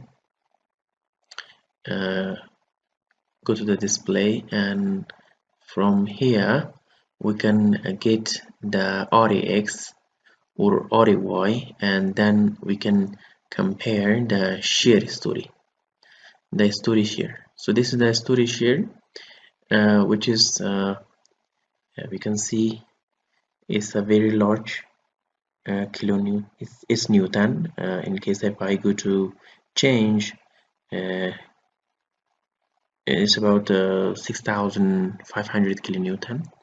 So the another case, when I go to back in the, if I uncheck my model, if I go to define and not define, go to the analysis, in this time I want to run these lateral methods, so equivalent lateral methods. So then I will compare the giving shear force base shear with this response vector to see how it affects, how it's matching or not.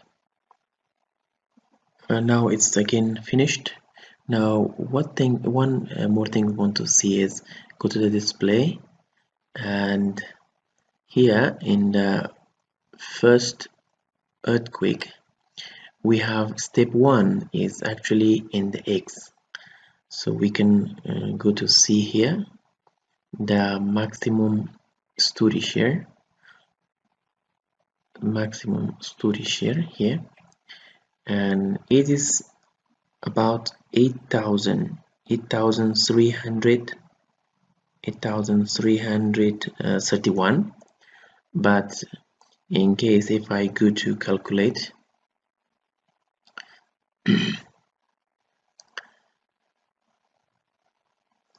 if I calculate this one, this is 8,331, and go to the REX, and REX is about 6,400. So now I can go to 6,045 times by 100 and divided by this one, 8,331. 8,331. So now this is 77%. So the from 75% is okay. So then we will do scaling, and just in case we want to increase this by 1.3%, 1.25 in the calculator. So we can times by 1, 2, 3. So how we can do in this one? We can go back to the ETABS and go to here, unlock it, go to unlock the model, and we go to define, and here load case. In the load case, and just I want to change the RAX and modify, and here I want to times by times 1.23. now it's okay, and I want to rerun it. Now the analysis again completed. We want to check that point, that base shear force again.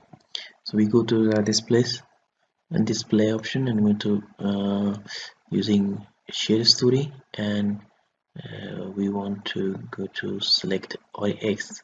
So if it's 8,331, so but it's almost reached to that amount. It's now 8,000. So you can extend it or times make a scale to 1.3, 1.4, so until you reach to 8,300. So that times 100% your response spectrum analysis is fit with equivalent lateral load analysis. This is the end of tutorial. If you have any question, please put in the comment and I will find time to answer. See you next time.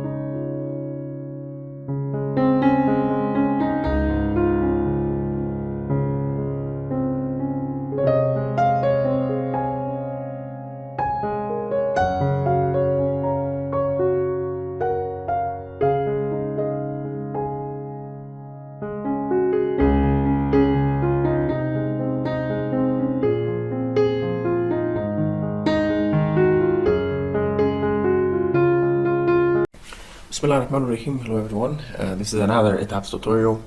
In this tutorial I'm going to show you how to perform a nonlinear pushover analysis. But before we jump to the ETABS software, let me give some background on the pushover analysis, why we're using pushover analysis and where we should use. We usually use for the earthquake assessment and also for the retrofitting of an existing structure. Let's see, here is a capacity curve which is giving with some figures and then showing different performance of the structure after an earthquake is happened. So the first region is we call the elastic region, and that means the structure will not happen anything. So the second part is that we call the elastic limits, so which is the region which is transferring from elastic to plastic. So maybe some small cracks or minor crack will happen. So the third one is we call the immediate occupancy, which is similar to this figure, which you can see significant cracks appears in the opening area and showing some sort of large damage or sort of some fares for the occupants. So that means we called immediate occupancy. And the last part is we call the fourth part is we call life safety, and this is the life safety, which means the structure seems be not safe anymore, but it can not take the people's life. And this one is the collapse prevention. So the crack is propagate and also damage the major part of the structure, and so it means we cannot prevent from the collapse. So we called collapse prevention area. And so the final picture is showing the collapse area, which is the structure should collapse and there is no possibility of the retrofitting the structure. In this picture we will not do any rehabilitation, but in other two main parts we have some level of repairing costs and also some repairing time. It's just approximate for the very simple 5-story or 10-story structure, but in case you have a very high-rise building or multi-story structure or a huge hospitals or schools, so then you have to manually calculate the repairing cost and also the scheduling times. So now we will perform. We suppose we have a structure which is an existing structure, and we want to evaluate this curve and get the curve and see when the structure will start to in this region and finally this region and collapse. So for this we have two code. We have FEMA 356, there is maybe less version also, and also AC7, both using for earthquake assessment and rehabilitation of the structure. So now for the procedure, how we can perform this analysis, we should model an existing structure. It means after earthquake has happened, you can remodel the structure, and so you do not need to design, but you should you have the earthquake data, and you can get the data and compare with the capacity curve which you model from the structure. So we will do the same things. Now we will model, and we suppose we have a structure 3 bays by 3 bays, 6 meters each base, and totally 4 meters, 4 stories, each story 3.2 meter height. Then we will define the gravity loads, and we will define the lateral loads. So that lateral load means we want to push the structure. So we suppose we can give the lateral force in case if you calculate the in the present times of earthquake data, and then you can get the shear force and apply that to the structure and see the displacement, and during the displacement you can get this curve and interpret the curve. So we will just define some displacement or giving displacement, and then see how much during the displacement the structure showing horizontal reaction or resisting. So then we will perform the analysis and also see the result. So there is one thing I should say, mostly in every program when you work on, and that's linear. So we use the linear properties of material, but for earthquake assessment with using pushover, you should define at least one kind of nonlinear behavior. So we usually use rotational hinge. We can define this rotational hinge in the middle of the column beams or end of the beam columns. Why we're using in the middle? So that means we suppose that structure will damage that beam. Let's starting in the middle, but in practical, we often see that the structure beam column, especially in the near to connection or near to end, will damage. So we define that rotational range in the end of the beam columns. Now we can go to the program and we can define model our structure. Here is one define it. Okay, let me create a new model. It's better to see how we can model a structure. That's also better. So I go back to here, and so this structure is already an existing structure, so I want to do the same for this one. So we can use metric units, and I want to use material, European materials, and also let me see Euro materials. And design code, we do need to design this structure. That means we already have designed and also constructed. So we have 4 grid in the X direction and 4 in the Y direction, and we have 6 meters length in each. In the Y 5 meters, in the X 6 meters. So we have total 4 stories, and each story is 3 point, and the last story is first story is 2.3. So using grid only, and I'm okay. Now I want to model the column using IP section 400, and I'm going to define, and the material, let me define material. We're using this material S315, so mean the yield strength is 3500, and the column we can see here comes to here. There is the IP section.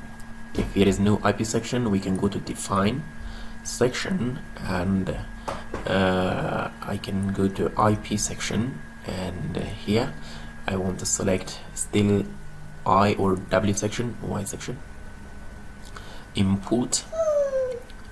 Here is error codes, so I can select the IP section here. Let me take from 200 to 500 to 600. Now I have defined here, and I want to select the columns IP 400, and this is IP 400, this one, and I'm going to select all. So this is the 4th story. Let me go to undo and select here, because all story is uniform column, so I'm going to select all, and I define the column.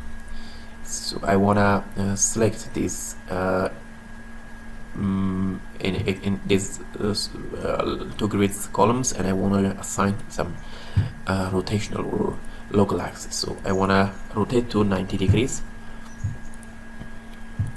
You can see now it's rotated. So here I want to see in a 3 dimension or in a rendering. So here is now let me define the beams. I'm a quick draw beam, and I want to select beam IP 500. This is IP 500, IP 500, and I'm going to select all, and you can see the IP 500 is defined to entire structure. If I go back to re-rendering, and you can see beam column is added. So now the next one is the secondary beam. We want to define some secondary beam or adding some lateral support for beams. Quick draw secondary beam. The secondary beam is using the moment release to end using IP 200. We select here IP 200, and here is IP 200. So how many you want in each base? So I usually use 2. I can draw. So now I finished in the entire secondary beams. The next I want to define a slab. Let me go to section, and it's called the slab section. So I want to use this slab. Is the thickness is about 200, so I'm gonna give it 150. I'm using this concrete. Okay, and I want to select this one, draw rectangular floor, and selecting this point and this point. And now the entire slab is added, so I'm going to the base. So I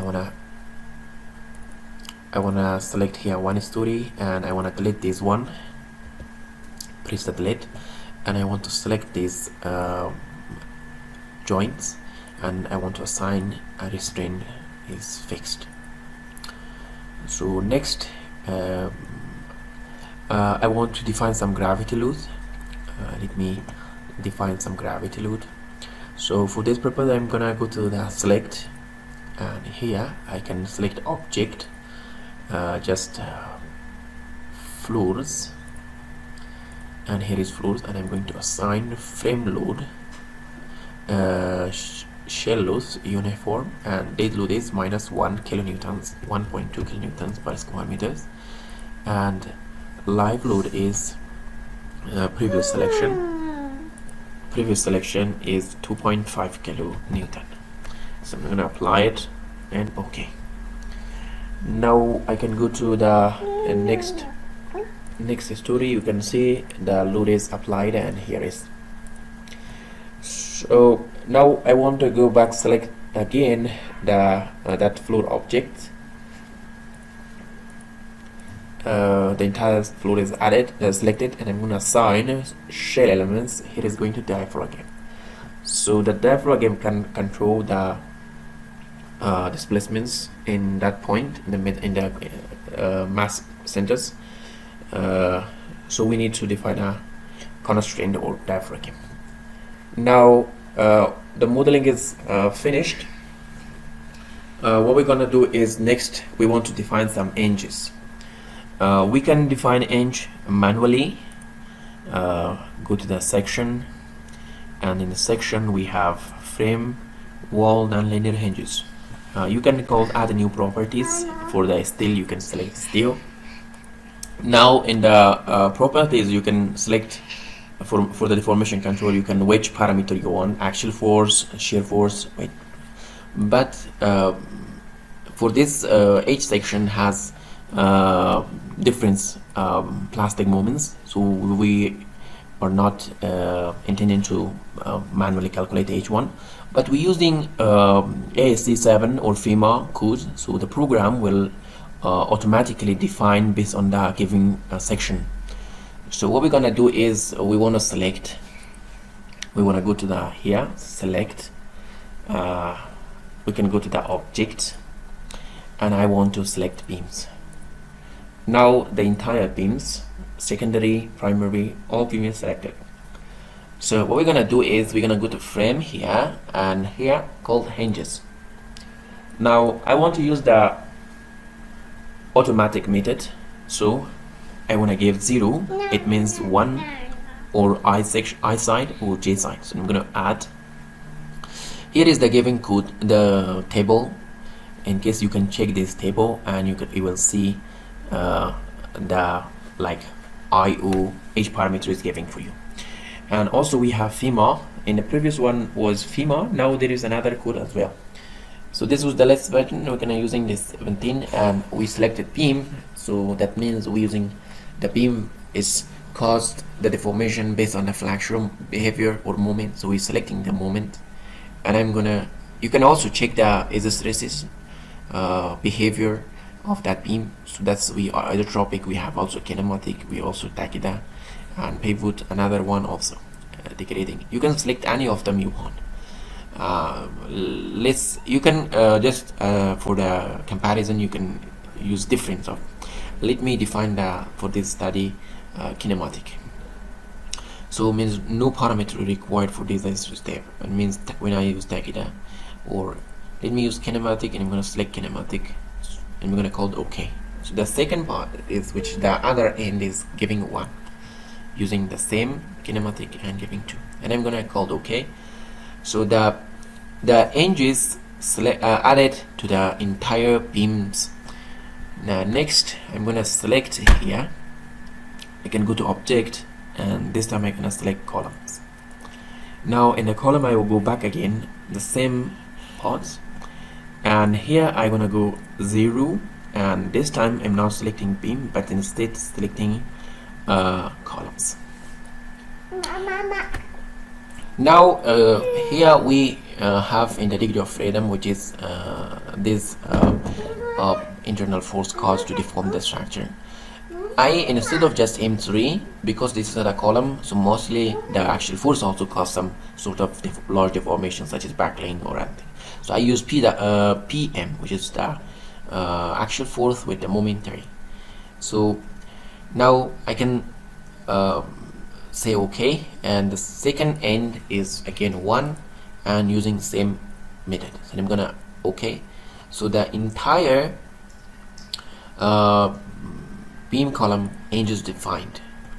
So what we're gonna do is again go to the define section, and I'm going to the section here is called hinges, and now I want to call it show hinge detail, which is previously defined, and show generated parts.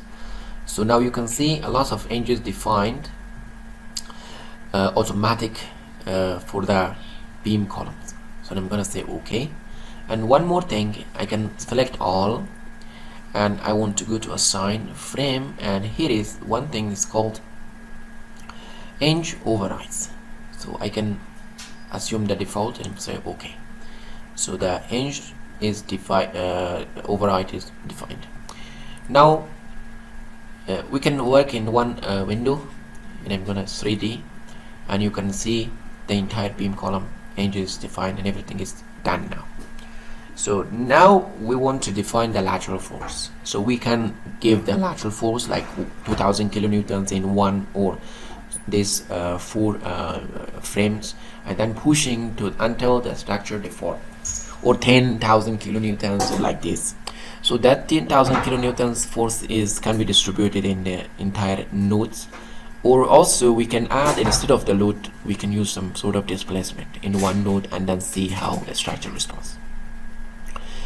Now we go to the load cases. I want to but before we define load case, let me do one more thing, is defining the mass source, because we will consider the model in the pushover analysis, and then we need to define the mass. So we're gonna go to mass edit. Instead of that one, I'm going to use this method. So 100% the live load, dead load, and 25% the dead load. So OK and OK. Now again I'm going to load case, and I can change the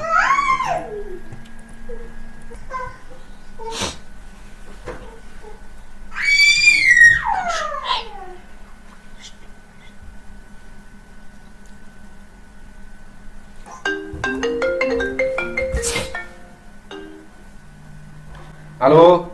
Okay, and you can see some hinges created. If I go to the one of the elevation, you can see this beam here is the hinge, which is IO, and this means this one is the elastic region, so still this area is elastic.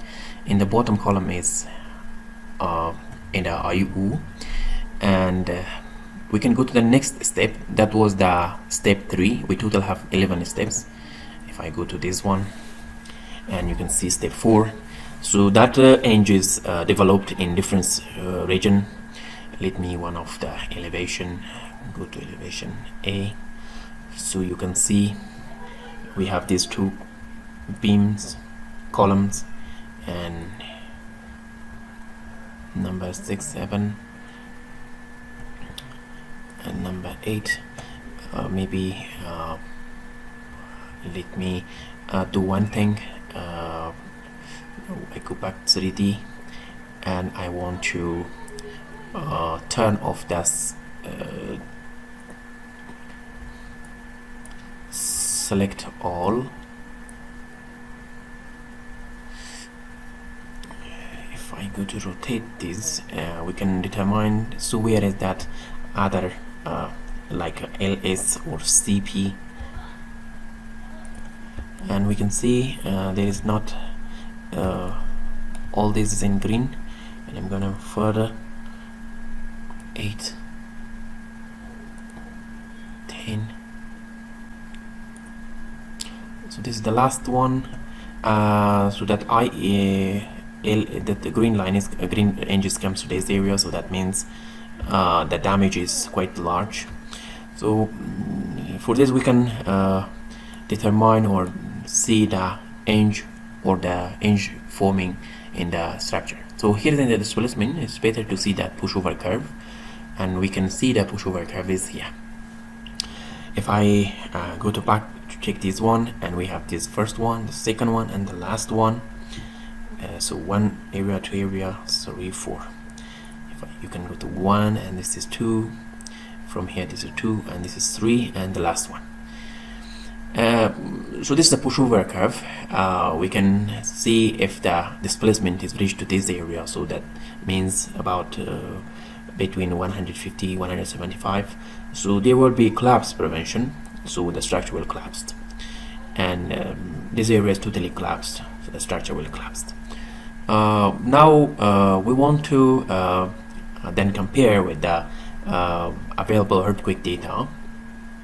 If I go to in this plot type, if I go to plot type and defining this one, and the given capacity curve, the bilinear, this is the capacity curve of the structure, and this is the bilinear curve is this one. So that means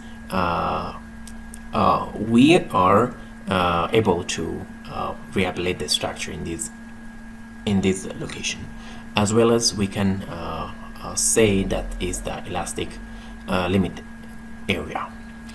And now we want to define some earthquake parameters in the latest earthquake. So we suppose that is 1.2.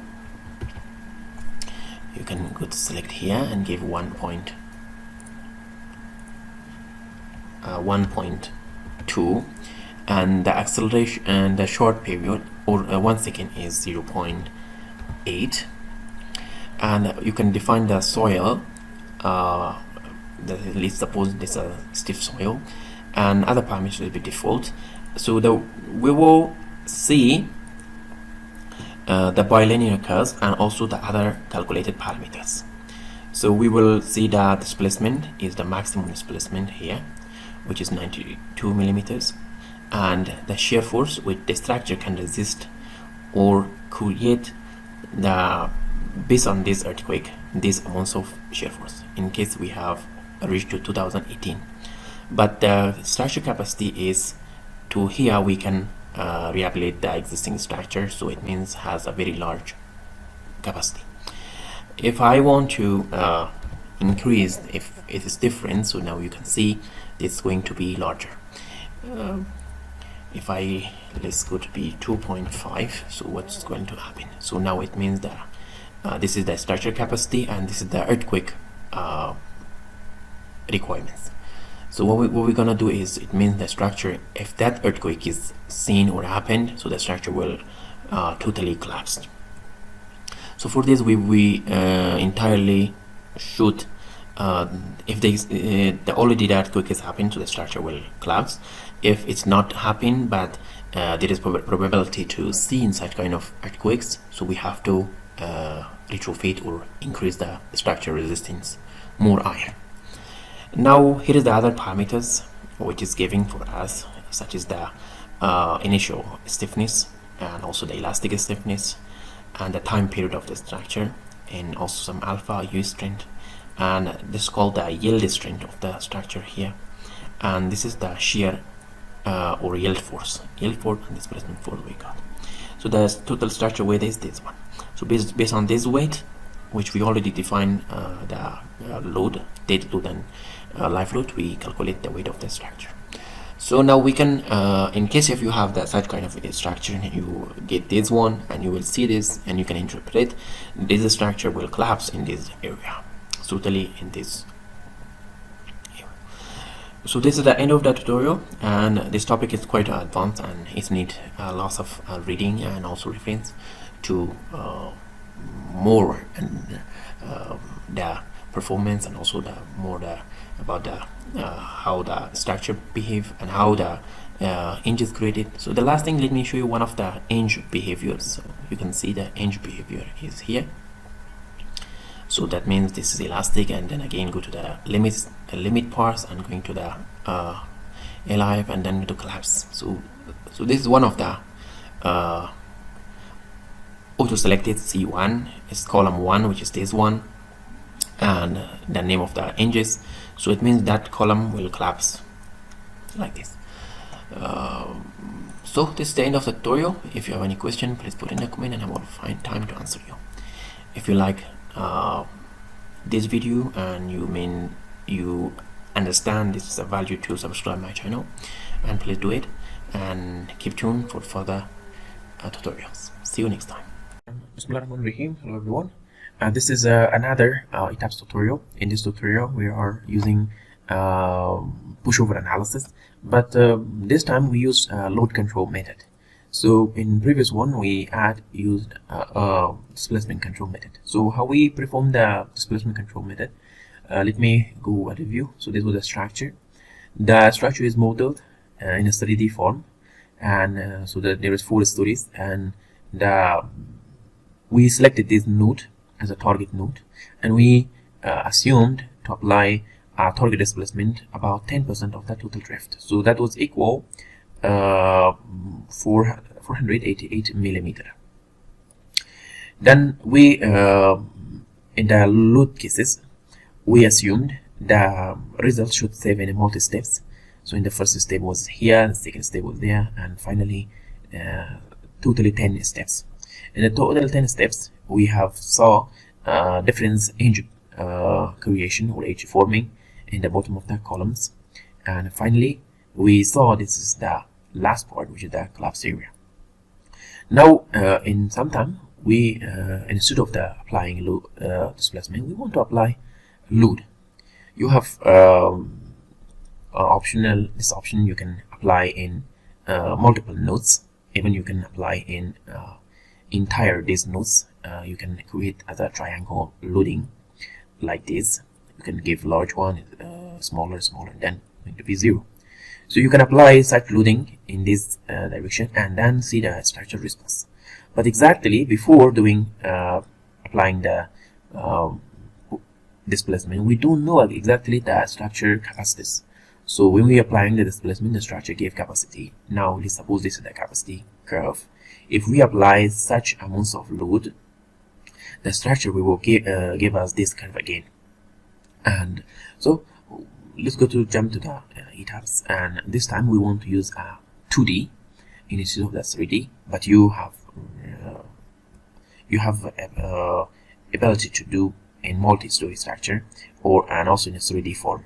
What I said, and you can select in each multiple nodes or just select one node, because we will create a diaphragm. So when we pushing this, we're applying a load, this displacement in this entire nodes in the entire beams will be same. So now we can go to here. We're using the same we previously used. One more thing, in previous analysis, our structure was weak column, strong beam, which mostly the column form hinges and or failure. But this time we want to use strong column, weak beam, and then you can see the hinges will create it in the beam elements. So now we're gonna go to the here we want to create in the x direction. So we want to for a 3 base. Let's suppose we want to take just this area instead of that those area, we want to take this area. Now what I'm going to do is, in the y, I want to suppose it's 1, in the x that was 6 meters, in the y is no need, you can give it, and it was 4 stories, each story was 3, and the first story was 2.3. We're gonna select this one, and now what we created these grids, and next I can select one of the view, and I want to go to the elevation and selecting just one. Now I'm going to define materials. So the material is using A355, and the section is going to use IP section. So I'm going to define IP. So it not exists, we can go to call import new section. From here you can select steel, white flange, and here is the European code, and you can come to here, define this is 400 and 5 let's going to be 500 in this two section. So now here is defining this section. I'm gonna go to quick draw beam columns. I can select beam. Selecting for the beam is the weak or IP. IP didn't come. We go again, and it will be section frame again. Selecting this IP is not okay. Input. Selecting IP 400 and IP 500. Okay, so now it's here, and I'm gonna okay. So again, selecting IP section. This is IP 400. So that IP4 is for beams, and I'm gonna select beam.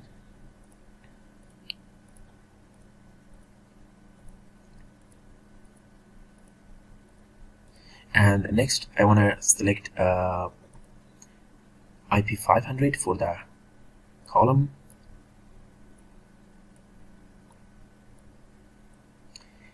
And we are done here, and selecting the bottom and assigning a restraint using this one. Now we have to define the gravity load. So I'm selecting beam and going to assign frame load and then distributed load.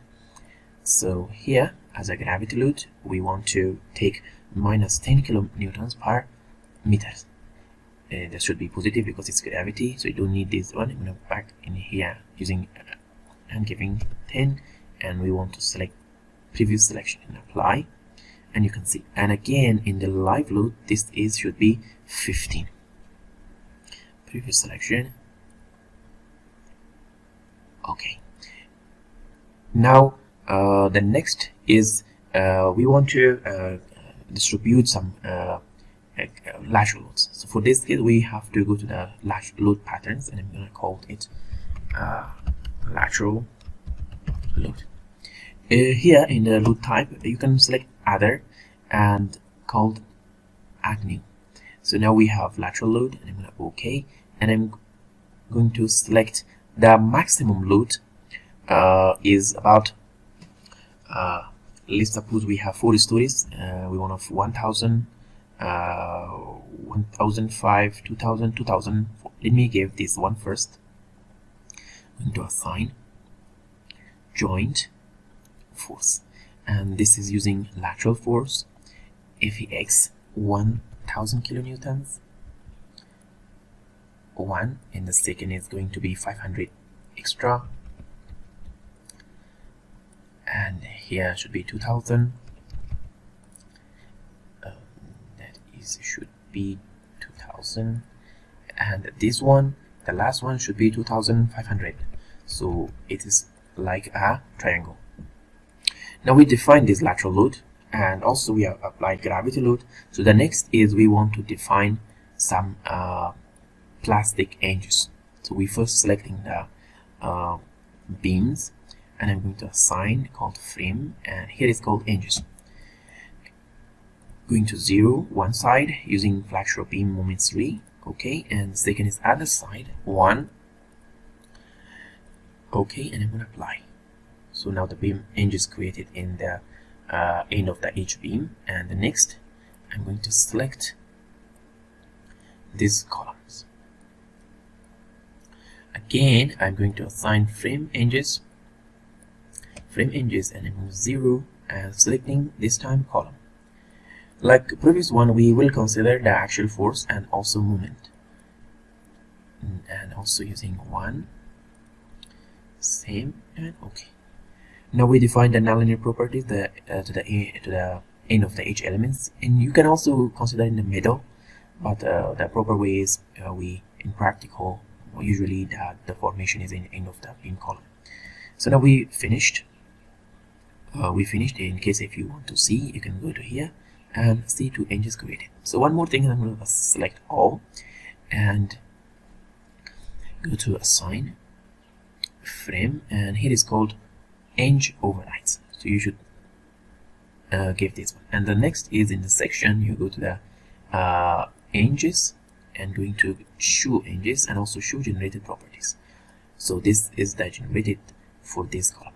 So actually, what's that hinge? That's the giving the plasticity moment of that column, the beams, the elements. So after the strain reach to that yielding part, so the beam column or that hinge will deform. So like this, we finished. Now what we're gonna do is we can save the model. We're gonna call it load control pushover and save it. And now in the last part, we want to go to define the pushover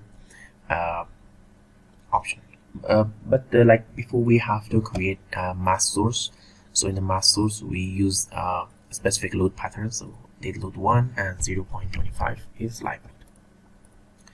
Now okay, and we're gonna go to the load cases. For the load case, we can consider the modal analysis should be 8, so that's enough. And so the mass sources come from here. And now we want to define we can consider this one, this linear. We're gonna edit this one. We want to use that one as a static. We can rename it. We can call it push over. So actually, we already defined that load as a push and load. Now here is the load pattern already selected. Scale, in case if we couldn't reach to the collapse or collapse prevention, now we can scale it. Like here is 1000, so when you make it 2 and you become 2000, so like this. So now we finish. We select modal load case, which is modal, and mass source should be which we define the mass, and the load application. Here we already discussed about the p delta. We want to select p delta, or we can consider this time p delta with large displacement. And here is the full load control we used, called full load control. So that point is exactly giving in the node 1, that load is giving in the story 4, that area or this area as a u1, which is pushing in the direction 1. Now I'm selecting OK, and the result set should be multiple, and so other parameter as a default. Now we can go to here and run the analysis.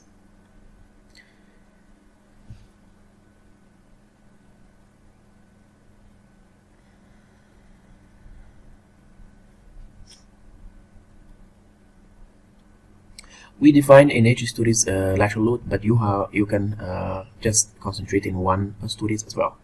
So it doesn't matter. You can apply in all floor loads and also in the top of them.